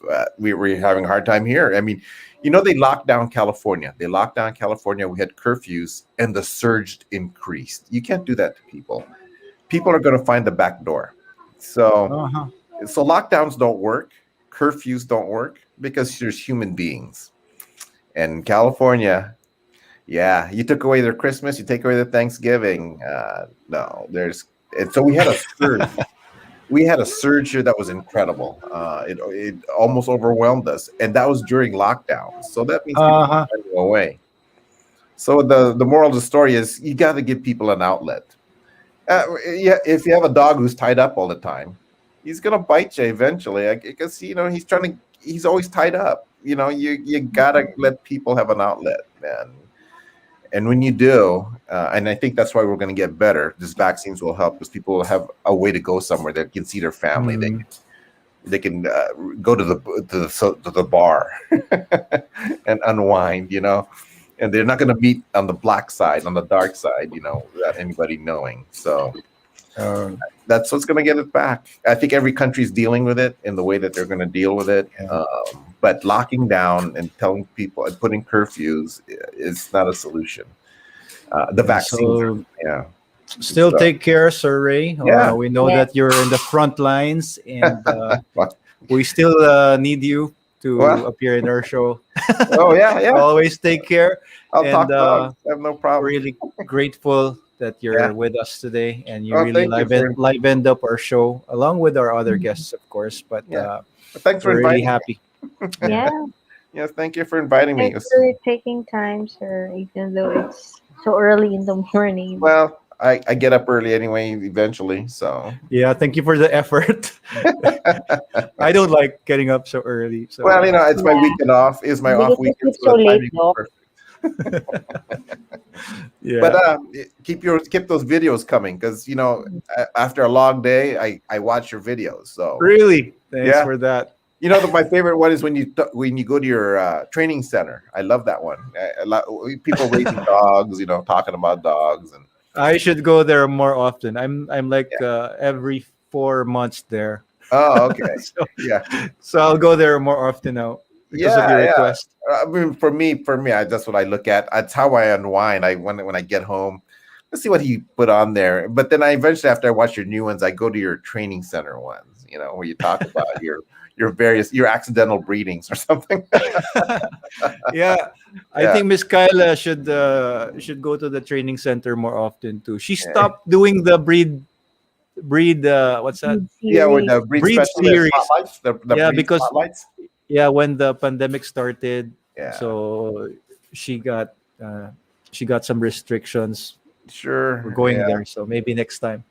Yeah. I mean, as we get back to normal, dogs. There's no dog showing here. It's now just starting to happen, but there were no dog shows last year. So it just affected everything.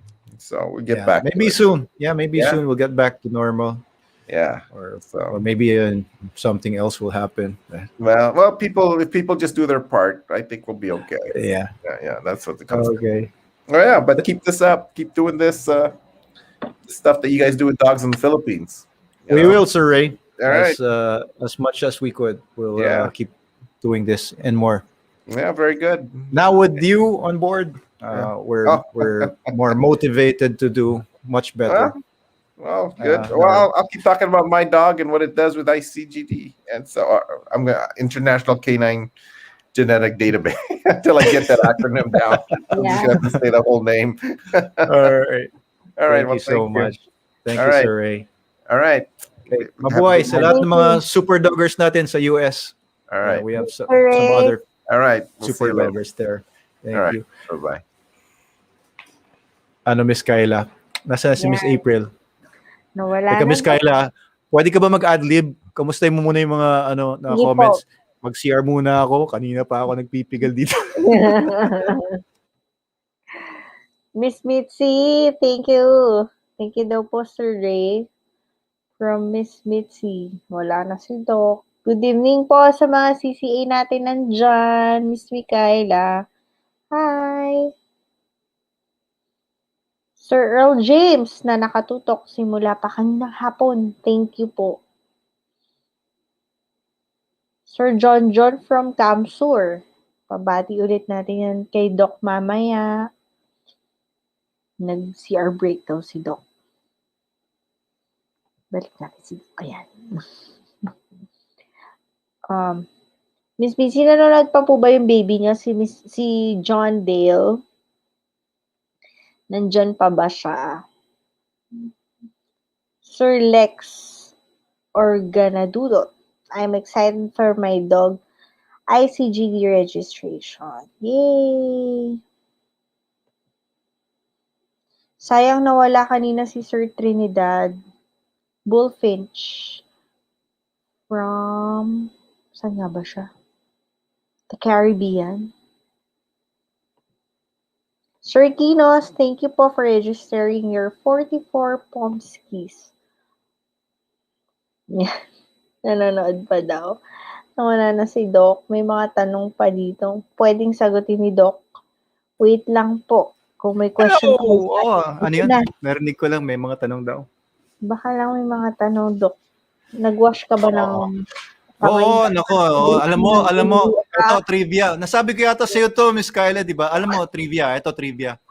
Na alam niyo ba na mga 95% to 99% ng mga lalaki na jumijingle sa CR ay hindi naghuhugas ng kamay pagkatapos. Alam niyo ba 'yon? Trivia 'yan. Totoo 'yon. Oo. Anyway, Kaya it's ingat-ingat. good to know. Buti na lang wala Good to nang know. shake hands ngayon, Doc. Bawal Anyway, na shake hands. pero ako naghuhugas ako. Anyway, anong tanong na hindi mo masagot, Miss Kyla? Hi daw po sabi kay Sir Elvin of Kinos Pride at todo support.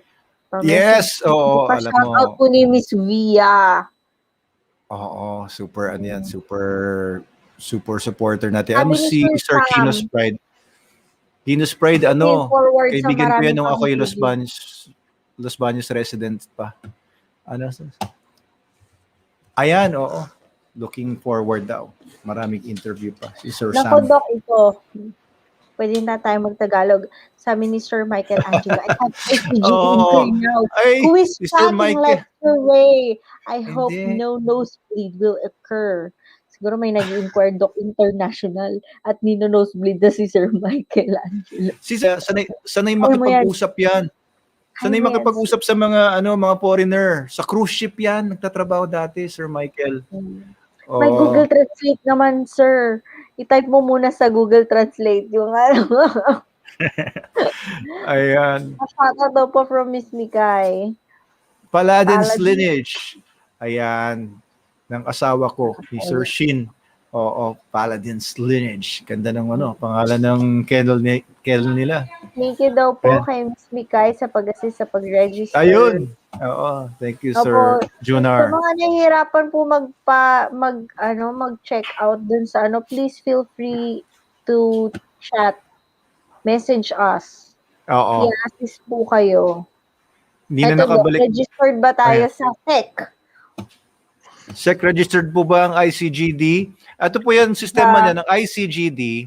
Ang ICGD is a project of Manalo Canine Technologies International Corporation, which is our company, Manalo Canine, which is registered sa SEC.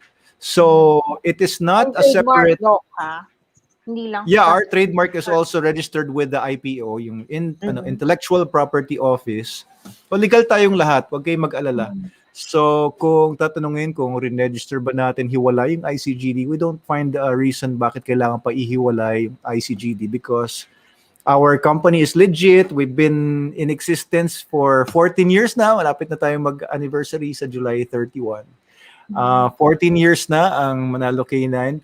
And we've been doing a lot of different businesses within the Manalo Canine services. Pero tayong dog training, yung mga dog products natin like SDN, Super Dog Soap, etc.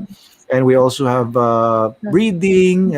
We don't need to register yung breeding natin separately, yung dog training natin separately, register yung kasi it's all under Manalo Canine Technologies International Corporation. Corporation tayo. So it is not required na i-register separately yung ICGD. Kasi lahat po ng binabayaran po, halimbawa nagbayad kayo ng registration, membership, litter registration, or kennel registration, a part of that goes to our taxes. Nagbabayad po tayo ng taxes, nagbabayad tayo ng VAT, we register with the BIR, we registered, lahat ng pwedeng pag-registeran, registered po tayo dyan.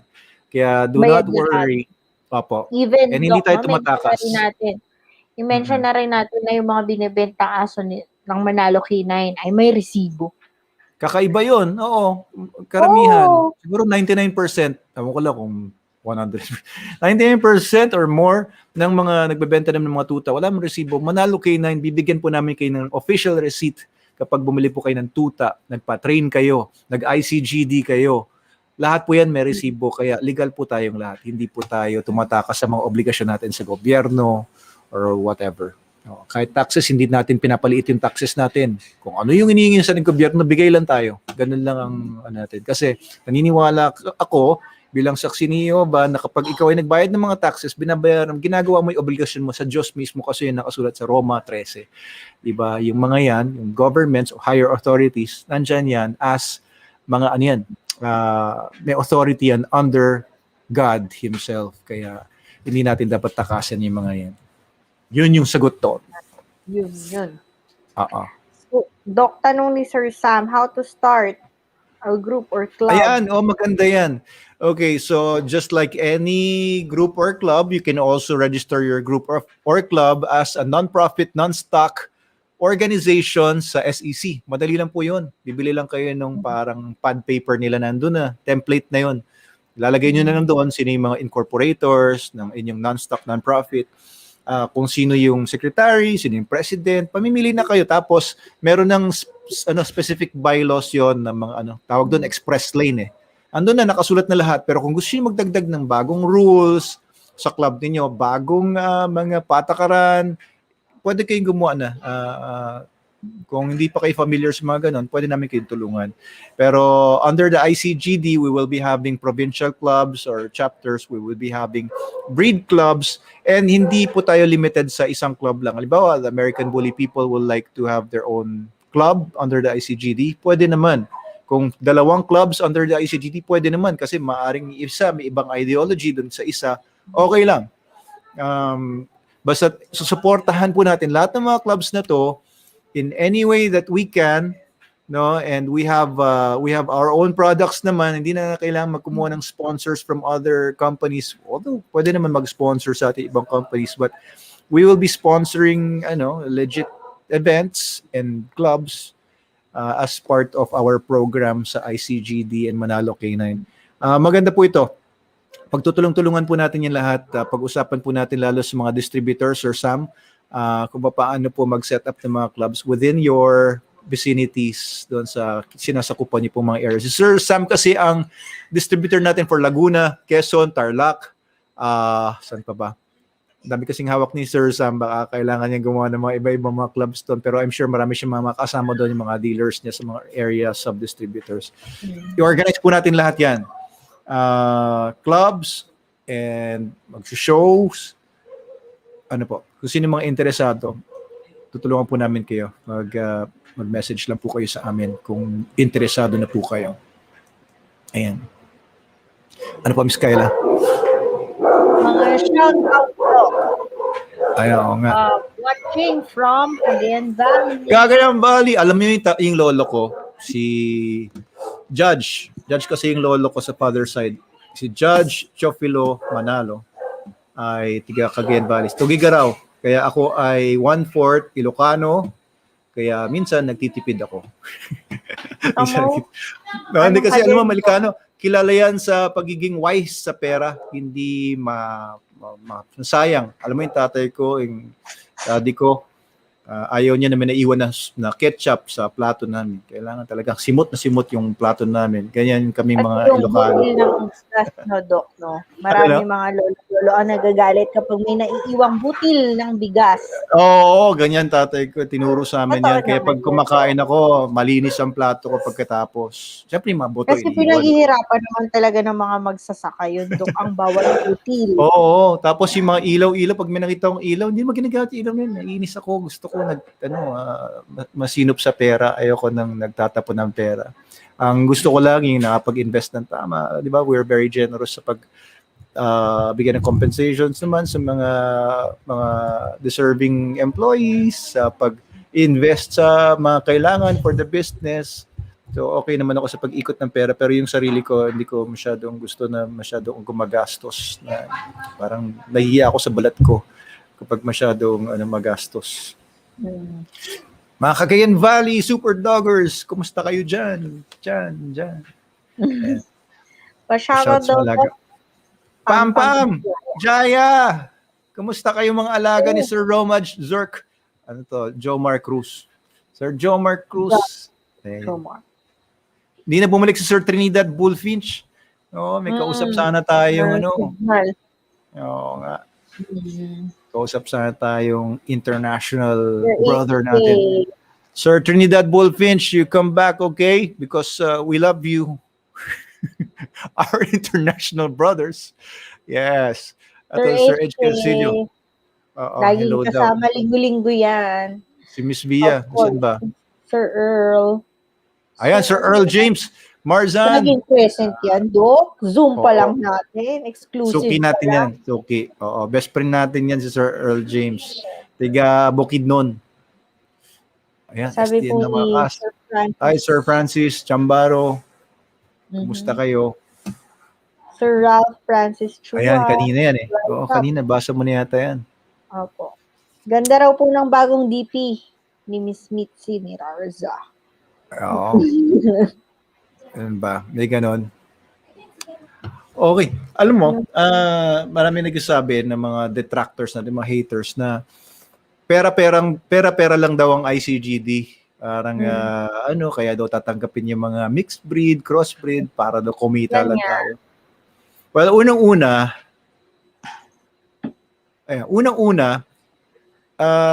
kung gusto kong kumita ng pera, magre-real estate na lang ako. May training ako dyan eh. 2 weeks ako kay Engineer Cruz, Enrico Cruz, Urban Real Estate Investing Seminars niya. Umattend ako niyan 2 weeks. Kaya kong kumita na malaki sa real estate. Alam ko kung paano ng condominium, yung mga pasikot-sikot kung gusto mong magtayo ng condominium, pre-selling. Alam ko kung paano mag-subdivide ng lupa para magbenta ng mga lote. Alam ko kung paano mag-buy and sell, paano mag-value. Ibig sabihin kung real estate ang nandiyan ng pera. Pero yung ginagawa ko sa dogs, hindi ganun ka-lucrative compared sa maaari sigurong naging career ko kung nag-real estate ako. Iba pang ginagawa ko. Pero para sabihan ako ng ganon, hindi nakakatuwa, nainis ako.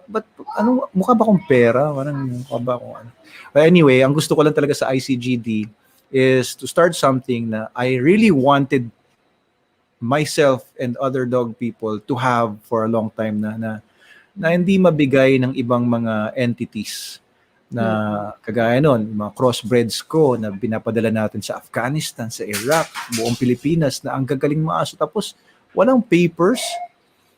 Tapos bibili ako ng mga Belgian Malinois na NVVK ang bloodlines, hindi affiliated sa PCCI. Tapos walang papers yung aso ko.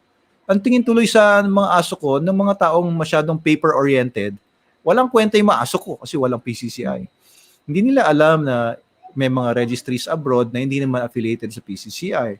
May mga dogs na napakahusay na hindi naman talaga tatanggapin ng PCCI dahil hindi sila purebred. Hindi nila alam na hindi porke hindi purebred ang isang aso ay wala na siyang value. So, yun din. Pati yung Philippine Aso. Philippine Aso Project. Gusto ko talaga matuluyan pero kailangan natin documentation. Maraming aspect ang ICGD na matagal ko nang gusto sanang mangyari para sa akin and para sa iba. And sa totoo lang, hindi naman tayo kumikita dito sa ICGD pa so far as far as profits, malinis na profits are concerned. Ang dami nang nilabas na pera ng Manalo Canine just for this ICGD to happen. So, please, wag niyo kaming sabihin na gano'n na pera-pera lang ito. Don't jump into conclusion without English. How dare you say that doon sa mga dog owners na may mixed breed na aso, may crossbred na aso. Mahal naman nila, gusto lang naman nila magkaroon ng birth certificate. Gusto lang naman nila magkaroon ng pagkakakilanlan yung aso nila. How dare you deprive that to these people na kababayan din natin, mga pareho, mas matindi pa ang pagka-dog lover kesa sa iyo. Tapos sasabihin mo, we're doing something na sinisira yung breeds and pera-pera lang ang talagang habol ni Doc Abel or ng Manalo Canine. How dare you? Do not say that kasi nagmumukha lang po kayong desperado. Huwag nyo kaming husgahan in that way. We are here to help. We are here to help everybody, even you, even those who are detracting or saying bad things to us. You might have different ideas from us. That's okay. If you might not want to be registered with the ICGD, that's okay. Pero wag niyo naman i-down yung mga nasa ICGD. Dahil ang tawag diyan matalangka eh. Ang tawag sa mga ganun crab mentality. Now, we're doing something not anybody or nobody is doing. We're doing something for the Filipino dog lovers and others na rin, no? We're doing something special para pagsalita kayo ng hindi maganda. Ang pangit eh. Ang pangit ng ginagawa po ninyo. We're here to defend the little guy. We're defend to defend the little dogs na hindi nabibigyan ng dignidad for so long na, di ba? Like yung mga dogs natin ng mga Philippine Aso, kagaya ng pinag-uusapan namin kanina ni Sir Ray, these are much better dogs than most of your imported purebreds. So, totoo lang. Totoo lang. I believe that with all my heart. Tapos, walang papers. Sige, Meron na ako, Doc, na basa sa isang dog group. Hindi ko na lang anahin. Nagpapa-adopt siya ng dog kasi hindi daw pwede sa kanila. Sa lilipatan nila na bahay. Tapos yung mga tao nagtatanong, anong breed? Tapos may mga dog lovers na nagagalit na bakit kailangan mo pang alamin kung anong breed. Diba? Kung talagang ikaw ay dog lover ka, regardless of the breed, talagang kukup-kupin mo siya at mamahalin mo. The same way with ICGD. Regardless of the breed, kung talagang concern at talagang mahal mo yung aso, bigyan mo ng pagkakakilanlan. Yun lang naman siya, Doc. Hindi naman tayo nagpipilitan dito. Diba? Hindi naman ikaw yung, hindi, kailangan mong gawin yan. Wala namang ganun. And diba? We have nothing against doon naman sa mga tao. Mahilig naman sa mga imported dogs, imported purebreds. Diba, ako rin, hilig ko rin yung mga imported na mga dogs. Pero for anybody to speak lowly of others or to trash talk others because of, diba, kaibang ideology, patunayan na lang natin kung gaano kahusay itong ICGD kasi ayoko din magsalita. Pero kagaya ngayon, meron tayong mga napakita na there are really good people na nagsusupport sa ICGD. These are not dumb people. These are not stupid people na kasi sabi iba yung mga small breeders lang naman, yung mga walang alam lang daw ang sumasali sa ICGD. Pero yun, nabasa ko yun, nakakainis eh. Yun lang daw mga small-time breeders na mahihirap na breeders. Parang yun lang daw yung Grabe. Yung ang pangit talaga ng mga sinasabi ng iba. Tingin ba nila, ano bang nila, Doc, para sila sa, sila big time breeders? Meron na bang big time naman sila? O baka mayayaman naman sila. Paano mo nasasabi na kasali ka sa big time? Syempre may mas big time sa'yo na hindi ka i-consider na big time. Nakakatuwa yung pinost. Nakakatuwa nga yung pinost ng isang super doggers natin sa super doggers group, si Sir Jaime Sobel de Ayala, kasama niya yung mga mga native dogs niya, di ba? Yun Ayala na yun, mga native dogs ang aso niya, hindi yun registered sa PCCI or ACUP or hindi nga purebred yun di ba? Is he dumb? Is he stupid? Hindi naman. Yung mga celebrities, Doc, talaga ang kinukup-kup nila ngayon, Filipinaso. Oo, ayun nga, di ba? Anyway, gusto lang natin din ma-educate itong mga kababayan natin na parang masyadong believe sa mga dating mga old school concepts about dogs na porque may papers mas mahal na kaysa sa mga walang papers. It doesn't follow, no. It's not true. Pero Paano it's a good mas way nasipag of pa yung documentation. mixed breeds? mas masipag pang trumabaho kaysa dun sa pure. Oh, Oo. Oo. di ba, Doc? May ganun. Oo. Pero ayun, nakakatuwa kasi maraming nagsusupport ngayon sa ICGD. We are a growing family. We're also growing internationally.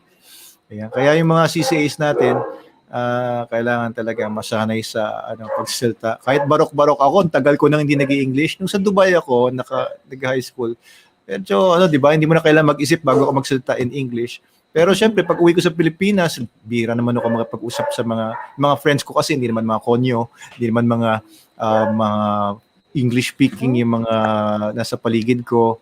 Kaya nawala na, nawala na yung yung pagsasalita ko. Alam mo yung kailangan mo pa ulit i-translate bago mo masabi.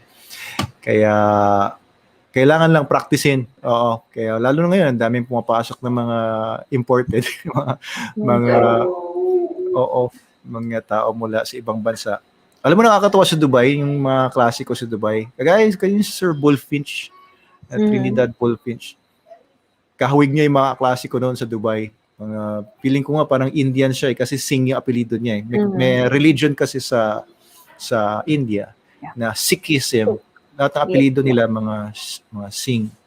And ganun ba, Doc? Usually. Parang ganun eh. Hindi ako nagkakamali. And ayun, hindi sila nahihiya kahit barok-barok yung English nila. Di ba? Parang mga Pilipino, sobrang mahihain tayo na barok-barok. Language lang naman yun eh. I think it stems from our colonial mentality na inisip natin pagka hindi tayo magaling mag-English, mababang uri tayo. Yung mga Indians walang ganun eh. Kahit barok-barok sila mag-English, yung mga ibang lahi, kahit barok-barok yung English nila, talagang wala silang pakialam. Tayo lang yung sobrang mahiyain pagdating sa pagsasalita ng English. Lagi natin isipin na sila nga, hindi nga sila makapag-Tagalog eh. Diba? Sila yung nakakahiya, di ba? Tama ba? Hindi yata. So, ayan. Sabi ni Palaki Sir tayo ng Sam, palaki. yung isa daw niyang Bull Mastiff, quality yung paper. Pero laging tulog, tamad maglakad. Mas masaya ako dun sa isa kong Bull Mastiff na di mapula ang papel. Oh, diba, Doc? Oo. Well, alam mo yung mga naman, maganda naman yung mga dogs na na quality pagdating sa show, dahil mga red marks, green marks. But it's not everything eh. Yun yung point. Hindi porke walang red marks. It's not everything. It's good na yung aso mo maganda talaga, nananalo sa mga show yung mga ancestors niya. Pero paano yung mga aso ko na hindi naman dog show, na ang hinahanap ay bomba, hindi trophy. Ang hinahanap ay drugs, hindi title. Diba? Does it make them lesser of dogs? So hindi naman. Ayan. Ano pang mga natin dyan? Miss Mitzi, proud to be Barok, Doc. Pag naubusan na ako, nababarok. Hirap nga. Ang mahalaga, nagkakaintindihan kami ni client. Ang galing ni Miss Mitzi. Sa kanila yun. Mga ilan na yung nakausap niya na nagpa-register sa ICGD ng mga foreigners na nasa ibang bansa. Meron din mga nandito sa Pilipinas nagpa-register kay Miss Mitzi. Magaling yan si Miss Mitzi magbarok.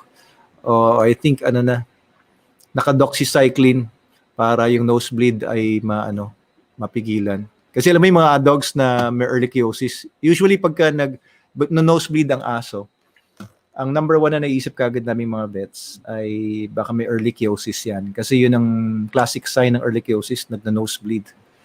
So ang gamot sa ehrlichiosis ay doxycycline. Baka kailangan mag-doxycycline lang bago mag-English. Hindi, joke lang yun. Do not administer antibiotics on your own or prescribe antibiotics by yourselves dahil masama yun. Joke lang yun. Huwag kayong magte-take ng antibiotics pagka mag-i-English kayo. Joke lang yun. What? Bawal, Doc. Baka Okay. Sir Michael, pa-shoutout daw, Doc, sa Signora. Si Signora? Signora. Signora Janjan Montesiglino. She's from Italy. Buongiorno to Miss Signora Janjan Montesiglino. Yan. Alam mo yun, buongiorno? Miss Kyla? Ha? Bonjour. Ah, French yata yun. bonjour, French yun eh.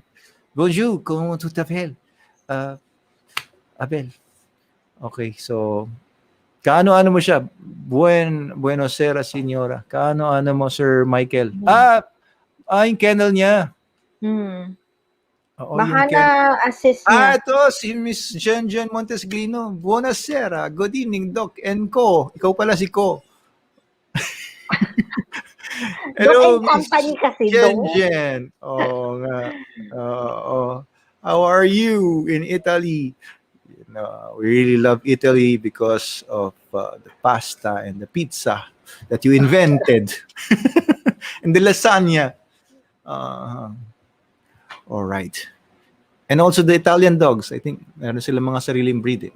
Italian mga, I think Cane Corso ba? Galing sa kanya? Mas Italian matapang daw, Mastiff. Dok, ang asong Pinoy. Sabi ni Sir Russell. Dok, 5 seconds. Oo.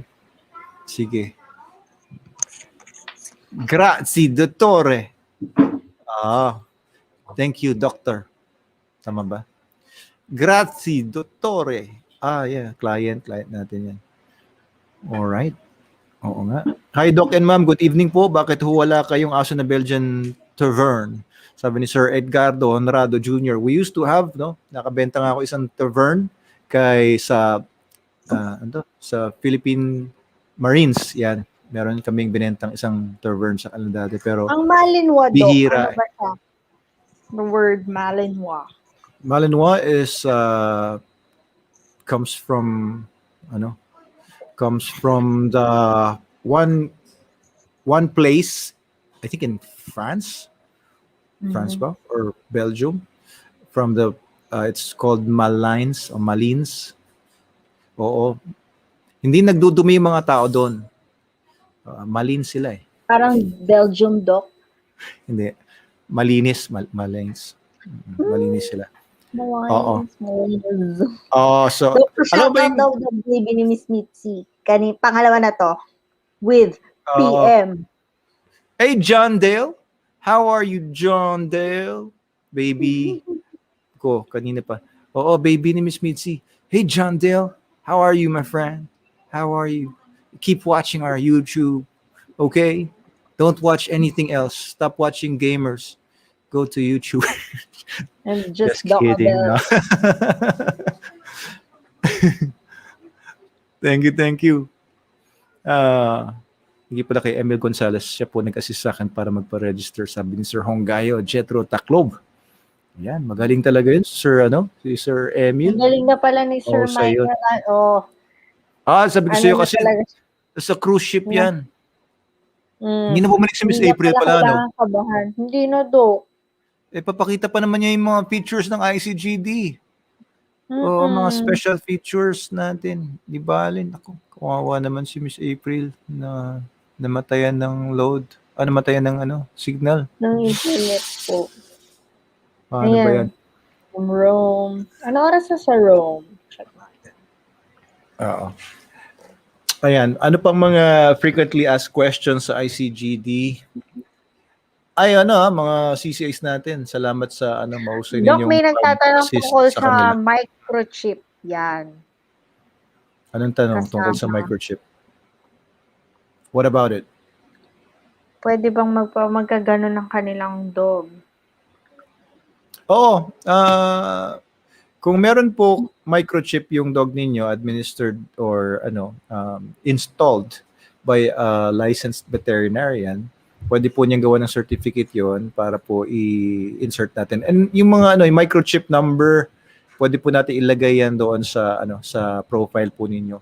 And kapag may microchip po yung dog and confirm po siya na may microchip na yung dog na yun yung number, doon po sa inyong ICGD registration ng dog niya, magkakaroon na po siya ng 3 stars.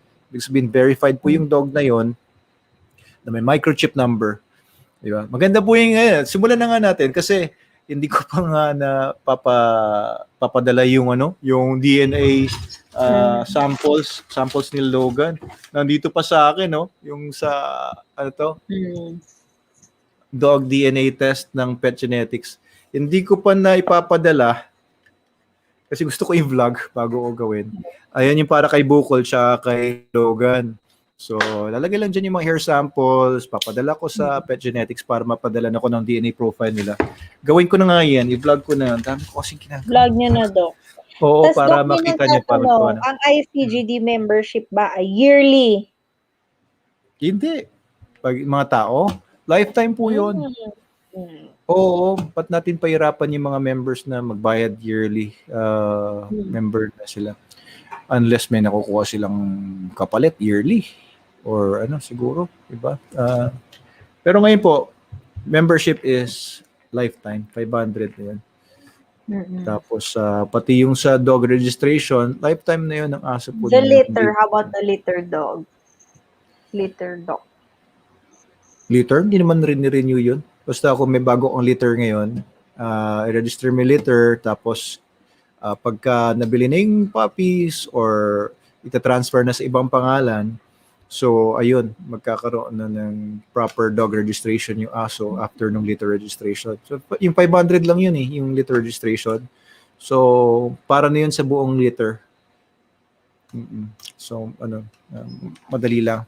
And abot kaya para hindi naman mamahalan yung mga kababayan natin na hard-earned talaga yung money na meron sila. Diba? Kasi yung mga ibang registries, libo-libo yung binabayaran for dog registry, ganyan-ganyan. We want this ICGD to, as much as possible, maging inclusive to more people na hindi naman sila masyadong mapabigatan. Pero syempre, yung sabi na ba't may bayad pa yan, ICGD? Syempre, meron tayong mga employees, meron tayong binabayaran ng mga systems, mga programmers, lahat-lahat. And yung mismong mga papel, ginagamit. So, please do not expect it to be free. Kung gusto po natin na patuloy na gumanda po yung sistema, ito lang po yung sinasabi ko sa inyo, kung kumita man tayo, kung dumating man tayo sa point na kumikita na tayo sa ICGD, yung profits po ay paikutin lang po natin para mas mapaganda pa yung ICGD system para maging beneficial sa lahat. Hindi ko po balak na parang bumili ba ng mansion sa Beverly Hills, California dahil sa kinita ko sa ICGD or mga ganyan. Hindi po yun. This is for us. Ito po ay para sa ating mga dog lovers, itong ICGD. Ito ang baby project namin ngayon. And syempre, kung walang bayad, paano natin susuportan yung mga empleyado natin? Paano natin susuportan yung mga pamilya nila? Syempre, kailangan din nilang mabuhay, pati yung pamilya nila, para magpatuloy silang maglingkod for the membership, for the registry. Oo, diba? Doon galing naman yun. Doc, sabi usual question daw po ng mga clients, how to verify breeds sa ICGD? Oo, yung breed system po kasi na yun, yung ibang DNA companies like Embark, meron silang provide na para makikita mo doon yung breed ng dog mo, ilang percent yung ganyan. Pero ang explanation sa akin ni Sir King Carl Seroje, yung owner ng Pet Genetics, hindi naman din accurate yun kasi iba-iba rin yung lumalabas sa iba't ibang companies pagka tinetest yung mga dogs nila.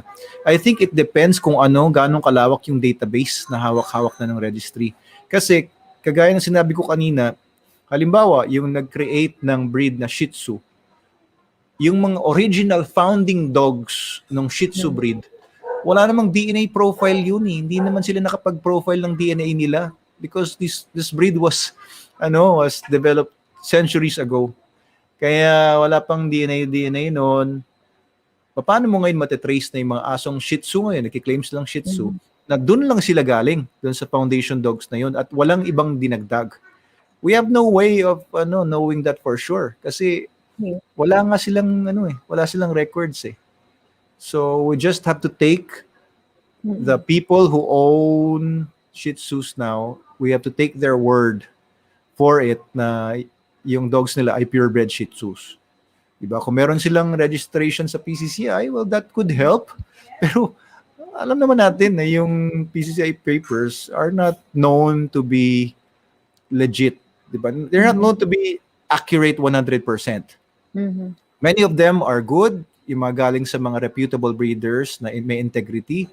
Pero as I keep keep saying na paano mo masisigurado na lahat talaga yung nakasulat doon ay talagang yun talaga yung totoo. Dahil wala naman tayong DNA. Walang DNA trail. Diba? Kasi yung makukuha mo lang DNA samples ngayon is yung aso mo, maaring nandyan pa yung parents niya, maaring nandyan pa yung grandparents. Matitrace mo nga naman, sila nga yung parents nito. Walang nakasalising iba. Pero apart from yung mga may DNA profiles, yung mga recent dogs, paano mo malalaman na sila lang talaga yung nag-establish ng breed na meron ka ngayon? We have no way, scientifically speaking. Hindi natin alam na yung mga purebred German Shepherds ngayon ay purebred German Shepherds pa talaga. Na yun, actually kasi yung pag-establish halimbawa ng purebred German Shepherds, nung in-establish siya nung si Max von Stepanitz, umuto ko yung apelido niya. Nung in-establish niya yung German Shepherd dog, nagpasok din naman siya ng mga dogs from other lines or ibang shepherd dogs para ma-perfect niya yung German Shepherd dog. Pero yung kanyang foundation dog nandun, hindi natin alam kung anong itsura ng mga dogs na mga naipasok to create yung German Shepherd dogs as it is today.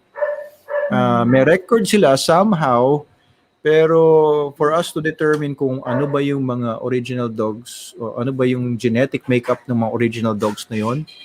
Kasi ang Europe for example ay dikit-dikit naman mga countries yan Germany, Belgium, Italy, etc.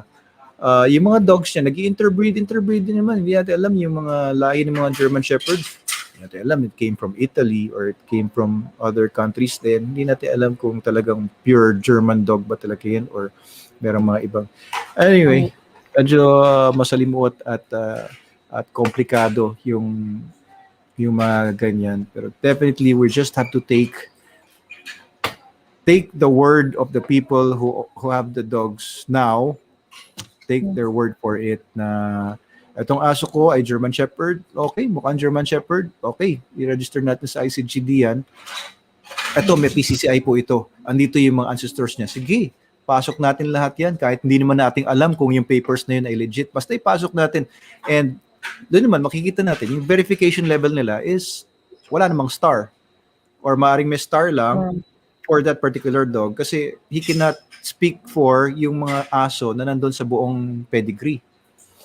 So, basically, we're really starting from scratch pagdating sa authenticity ng mga purebrededness ng mga dogs. Mostly, starting from scratch or the past few generations.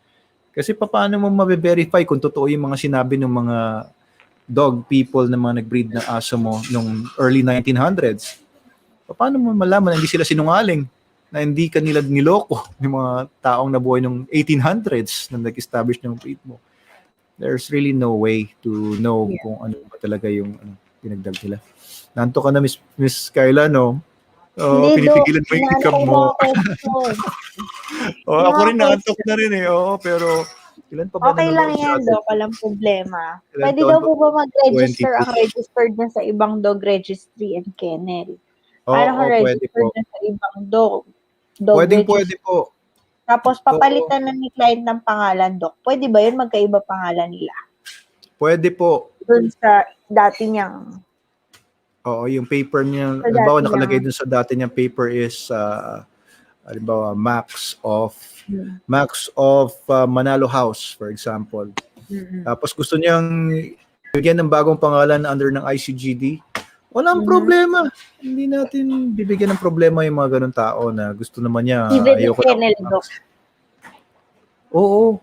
Hindi natin kailangan sundin kung ano yung pangalan niya sa ibang registry. Kung gusto mo namang baguhin yung pangalan niya dito sa registry na to. Kasi independent po tayo. Wala tayong affiliation or agreement with other dog clubs na susundin natin yung mga rules nila. Rules nila is rules nila. Ang rules natin, rules natin. Oo. So, let them do their own thing. We'll do our own thing. Kung gusto nyo ibang pangalan ng aso nyo dito, walang problema. Oo. Bakit mo pipigilan? Ikaw naman may-ari niyan, di ba? Ayan. Si That's Sir Kim Motovlogs. May aso po daw siya, Doc, na Shih Tzu na walang papers. Pwede daw po ba siya magkapapel? pwede po. Opo, kung mukhang Shih Tzu Pwede talaga siya, po. kung mukhang Shih Tzu, May CCA ba papapilan po tayo natin sa sa YouTube? ililist po natin 'yan. Sorry? Assist. Baka may Oo. CCA po tayo naka-monitor sa YouTube. Assist Oo. po natin. Sir Kim Moto Vlogs, pakisuyo po, pwede kayo mag-message sa facebook.com/manaloK9 at may mag-a-assist po sa inyo ng mga customer care agents natin sa Manalo K9 page sa Facebook. So, Nag-inquire, Doc, ng pwede po yun. requirements na assist na po ni Miss Kyla ng ICGD. Oo. So, halimbawa, Shih Tzu, mukha naman siyang Shih Tzu, edi ilagay natin sa ICGD papers niya na Shih Tzu, pero wala lang makikitang sa parents, walang ano. So, alam na ng mga tao yun na this dog was Ayan, registered as a how Shih Tzu. This dog was registered as a Shih Tzu sa ICGD, pero walang trace ng records. Diba? Kasi walang parents, walang grandparents, okay lang yun. Diba? Pero kung halimbawa, pinaregister, ito po, Shih Tzu to, pero yung aso, mukhang Doberman, hindi po natin tatanggapin yun. Sabihin po natin, sir, yung aso niyo po mukhang Doberman. Ang tawag po dyan, Doberman. May question ako. Kunyari, gusto ko pong ipa-register, sabihin na natin si Shih Tzu. Mukha naman po siyang Shih Tzu talaga, Doc. Kaya lang, nagpa-DNA po ako. Nag-avail ako ng DNA service ng ICGD. Then, malalaman ba siya or pinatrace ko yung kanyang lahi?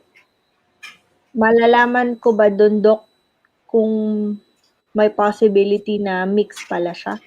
Doon sa other provider natin ng DNA, hindi sila hindi sila nag-offer nung breed identification, profiling at saka parentage. Pwedeng magpa-register o pwedeng magpa-DNA through Embark, isang company na nagpo-provide ng ganon, ng breed identification. It's EMBARK. Yun yung pangalan ng company. Pwede i-search yan, DNA profiling for dogs na merong breed analysis. So, pagka nakita na hindi pala purebred yung Shih Tzu mo na pinapregister mo, tapos pinakita mo yung paper na yun, edi hindi natin ma-register as Shih Tzu. Pwedeng kung halimbawa, nakita doon na 90% Shih Tzu and 10% Lhasa Apso o 10% Mini Pin or whatever. And then lalagay natin sa registration mo sa ICGD, Shih Tzu X. May X sa dulo. 90% Shih Tzu naman siya, pero may X sa dulo. Ibig sabihin nun, hindi siya pure. May halo siya somewhere. Mukha siyang Shih Tzu, pero hindi talaga siya purebred Shih Tzu. May X yung dulo niya. So, ganun. And hindi naman tayo magsisinungaling sa ICGD kung ano yung pre-provide sa atin ng owner, kung ano yung pinapadocument sa atin, i-document natin, and it's very transparent. Online yan. Sabihin niyo pinaregister niyo yung aso niyo, sabi chow chow, hindi naman chow chow yun. Alam ko may halo yun eh. Huling-huli siya online, di ba? Pwede niyang pwede niyang i-report, pwede niyang i-reveal sa lahat na itong nasa ICGD na to ay dinaya, ito yung proof or whatever. Basta transparent lang tayo. Ayaw natin yung mga sinungaling. Pero minsan may mga tao, hindi naman sila nagsisinungaling but they were given wrong information. Or hindi nila alam kung ano ba talaga yung totoo. Oo, bumili ng aso, Shih Tzu daw, pero hindi naman. Diba? So, hindi naman ibig sabihin na sinungaling sila. Ayoko lang talaga yung mga tahakang or ang tawag doon. Garapal na, Doc, no? Oo, talagang nagsisinungaling. Huwag po kayo dito sa ICGD. Doon na lang kayo sa nakagisna ninyong registration. Doon na lang po kayo magsinungaling kasi hindi po natin gusto yon. Basta transparent po tayo dito. Integrity po yung gusto nating pairalin dito. Good evening po, Sir John Armand A. Tabien. Kamusta po kayo? Salamat at puyat pa rin kayo kagaya namin ni Miss Kyla. Doc, may nagtatanong, magkano raw pastad sa Belgian? May ganun na ba tayo doon? Sabi ni Sir Merskov, kakatakot yung pangalan ni Sir Merskov. Sa Middle East yan Ah, nagtumpok, di ba, Dok? oo. Diyos ko. Well, stud kasi ngayon lang namin sinimulan na pwede nang magpa-stud ang iba sa mga dogs namin. And ang isang puppy kasi sa amin is 35,000 yung class A. So sabi ko kay Miss Ann Kim na kung may magpapa-stud, yun yung standard na doon sa mga dogs na ginagamit natin for stud, is 35,000 stud fee. Pero kung puppy share, one puppy, first pick ang kukunin namin kapag ka 5 puppies or less. Pag 6 puppies or more, first pick and third pick kukunin mo na. 2 puppies ang bayad nun. Only to those bitches na approved na titignan lang din namin kung ayos yung aso po. Kung halimbawa yung aso may diferensya o masyado pang bata, we reserve the right to reject yung mga magpapastud sa aming mga aso. And kami po yung magsasabi kung aling aso po namin ang isa-stud out kasi may mga dogs po kami doon. Napakarami naming stud dogs or dogs na male. Pero ayoko pong magparami ng lahi ng mga ibang dogs na mga inferior kasi kung sabihin galing sa Manalo canine or stud niya ganyan. Hindi ko na po gustong paggamit yung mga dogs namin na feeling ko na hindi ma-justify or will not do justice to future generations of working dogs. Yun lang pong the best dogs namin ang gusto ko na ipa-stud out or i-offer for stud. Yung the best dogs lang, kagaya ni Canine Kennel, Canine Soldier, Canine si Victor, Canine Jake, yung mga matitinding mga dogs lang nandun. Si Canine Soldier, may magre-react na naman dyan. Tinesting daw si Canine Soldier doon sa training center natin. Si Canine Soldier, sinoli sa akin yun ni Sir Coco Martin dahil sobrang tapang nung aso nung na-train namin sa advanced protection. Matindi talaga yung aso na yun. Wala nakakahawak doon. Kasi yun yung training namin sa kanya. Pero nung sinoli, hindi na namin siya training sa protection. Wala na makahawak sa kanya eh. And hindi naman namin kailangan ng ganong klaseng mga aso. So, basically, he was retired. No? He was retired for 4 years na yata. 4 years ba? 3 years? Or 4 years. So, nandun lang siya. Although, in-exercise din siya. Pero, basically, wala na siyang training sa protection. So, ngayon, here comes a trainer, nilabas niya yung aso, tapos sinindak-sindak, tinakot yung aso. Siyempre, 4 years, no? Imagine mo, isang boxer na taong boksingero, retired na. Sundalo. Tapos, diba? Maraming ganyan sa mga sundalo, Dok. Tapos ano mo yun? Tapos tuwan-tuwa si trainer na tuwan-tuwa siya na nasindak niya yung aso. My goodness naman. Napaka tapos parang pinagmamalaki niya sa iba na nasindak niya si Soldier. Come on. Kung matino kang trainer, hindi mo gagawin yun eh. Siyempre yung aso hindi naman yan robot na na hindi nakakalimot doon sa training niya.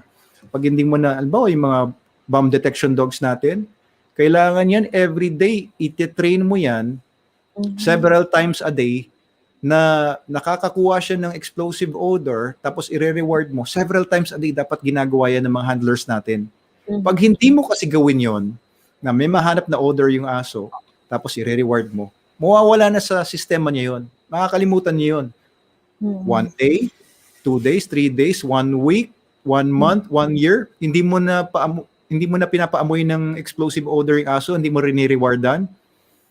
Pahanapin mo ng bomba ngayon. After 1 year lang. After 1 year, explosive detection dog, bomb dog, pahanapin mo ng bomba ngayon. Hindi makakahanap yan. Nakalimutan na niya yung kung anong dapat niyang gawin. Wala nang training eh. So kahit anong training, kahit sa tao nga, di ba, yung nagpa-piano ka dati, tapos after 1 year, 2 years, 3 years, di ka nagpiano, syempre mangangapa ka na naman. Ano ba to ha? Hindi naman napakahirap intindihin nun. Di ba? Common sense yun. So for a trainer to sindak-sindakin yung aso natin walang training at ipagmalaki niya sa mga tao na nasindak niya yung aso natin na pinagmamalaki daw natin na protection dog, may tama eh. May tama yung trainer na yun. So anyway, pero si Soldier, as a dog, he has really good genetics, no? Yung mga magiging anak nun is no less than yung puppies ng mga trained dog natin ngayon na pulido ang training, na up-to-date ang training nila. Kasi genetics yan eh. Genetics yung lalabas doon. And DNA does not depend on current, yung DNA na may lalabas sa mga puppies does not depend on yung current training ng aso. Halimbawa yung aso mo ngayon trained for protection, or yung aso mo hindi trained for protection, yung DNA nun, kung pareho lang sila ng DNA, isa trained for protection, isa hindi trained for protection, pero pareho silang DNA, halimbawa twins sila, yung ilalabas na puppies nung trained for protection and lalabas na puppies ng hindi trained for protection, kung same din, twins din, tawag doon, yung identical twins din, yung asawa nila or something, pareho rin yung lalabas na genetics ng mga puppies. Pareho lang yun. Pero syempre, yung training, nawawala yan or na-enhance.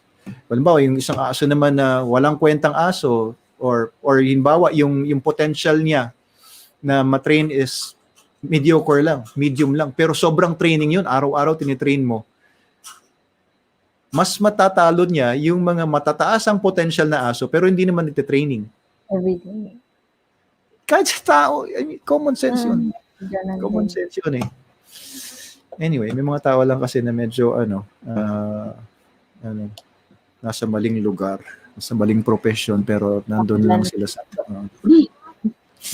Anyway. Dok, yung aso daw po niya GSD, ask niya lang kung pure breed ba, kung isang mata blue. Si pure breed ba ito or hindi, Doc? Isang mata niya blue. GSD yung aso niya. Oo.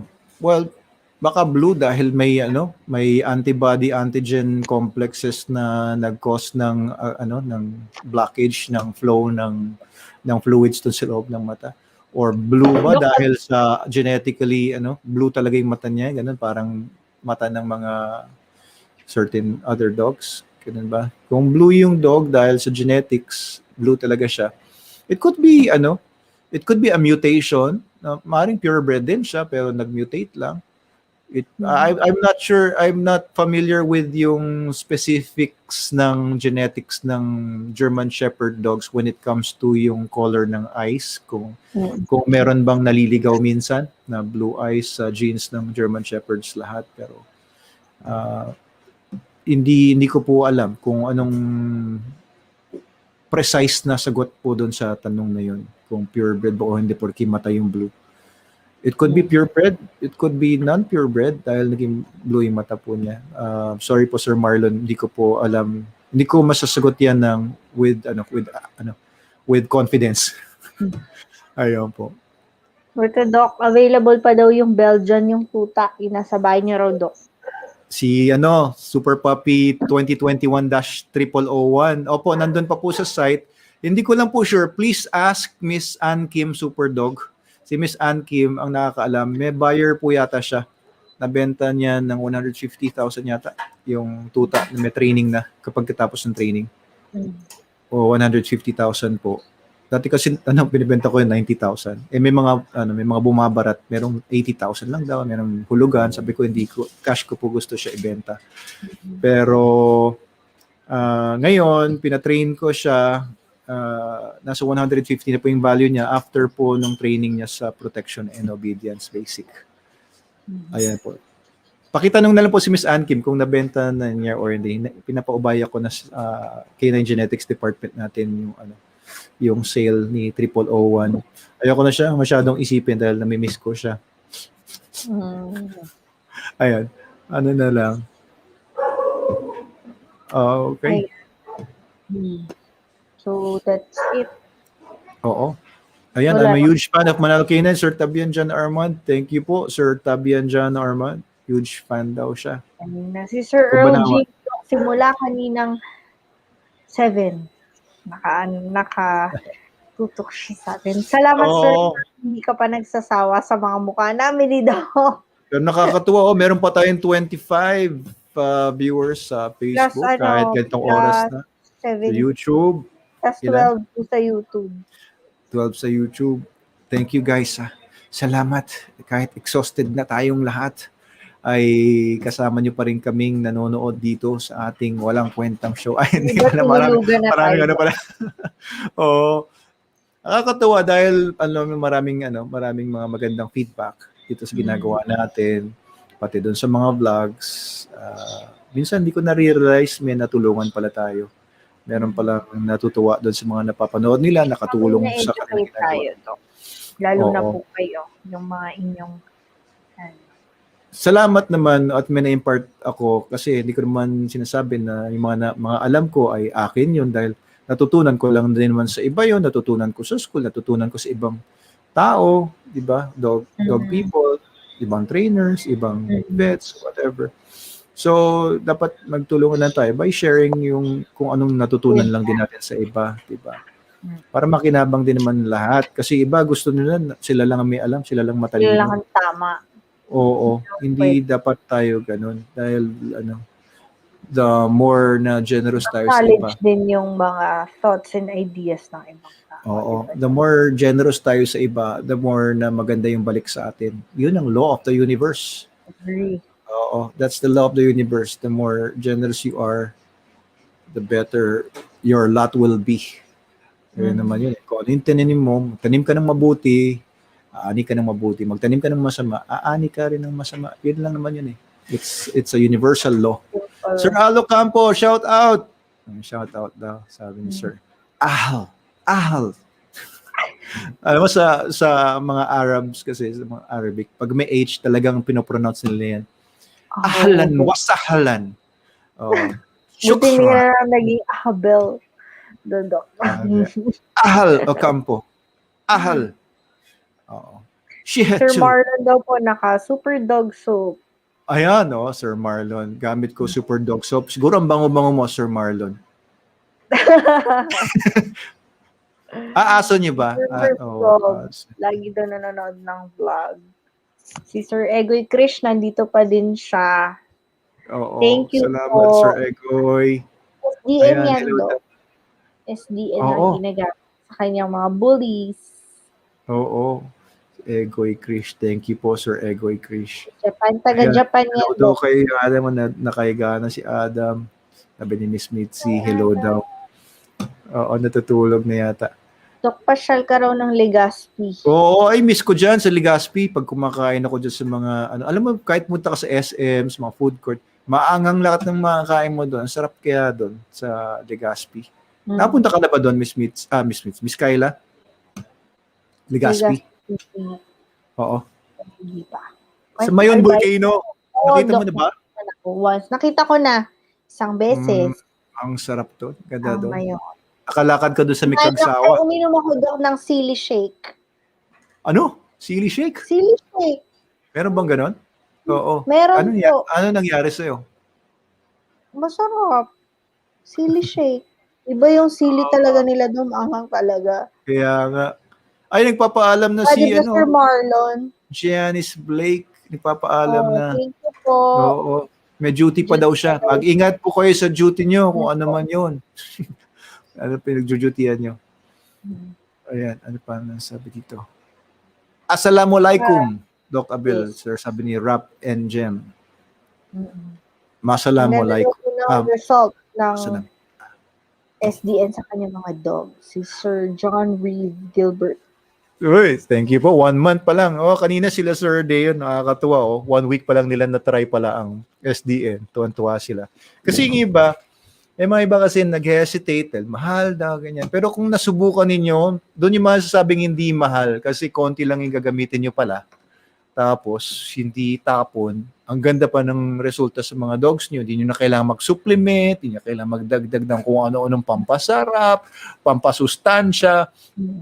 Doon yung makikita, pag nasubukan nyo na, doon yung pala makikita na sulit pala yung presyo ng SDN at makakatipid pa kayo sa totoo lang. Ayan. Ano pa sabi nila dito? God bless daw po sa Manalo canine kay Doc na sana'y dumami pa. Ayun. Sana'y dumami pa. ang Oo. subscriber. Dami din Ang ideas. gawin mo, Sir Hero. Thank you po. Sir Hero, sali kayo magagawa sa mo. For Doggers Facebook page. Marami din po Oo. kayo matututunan doon. Mga Baka shares. dumami yung subscriber natin, Sir Hero, Yui.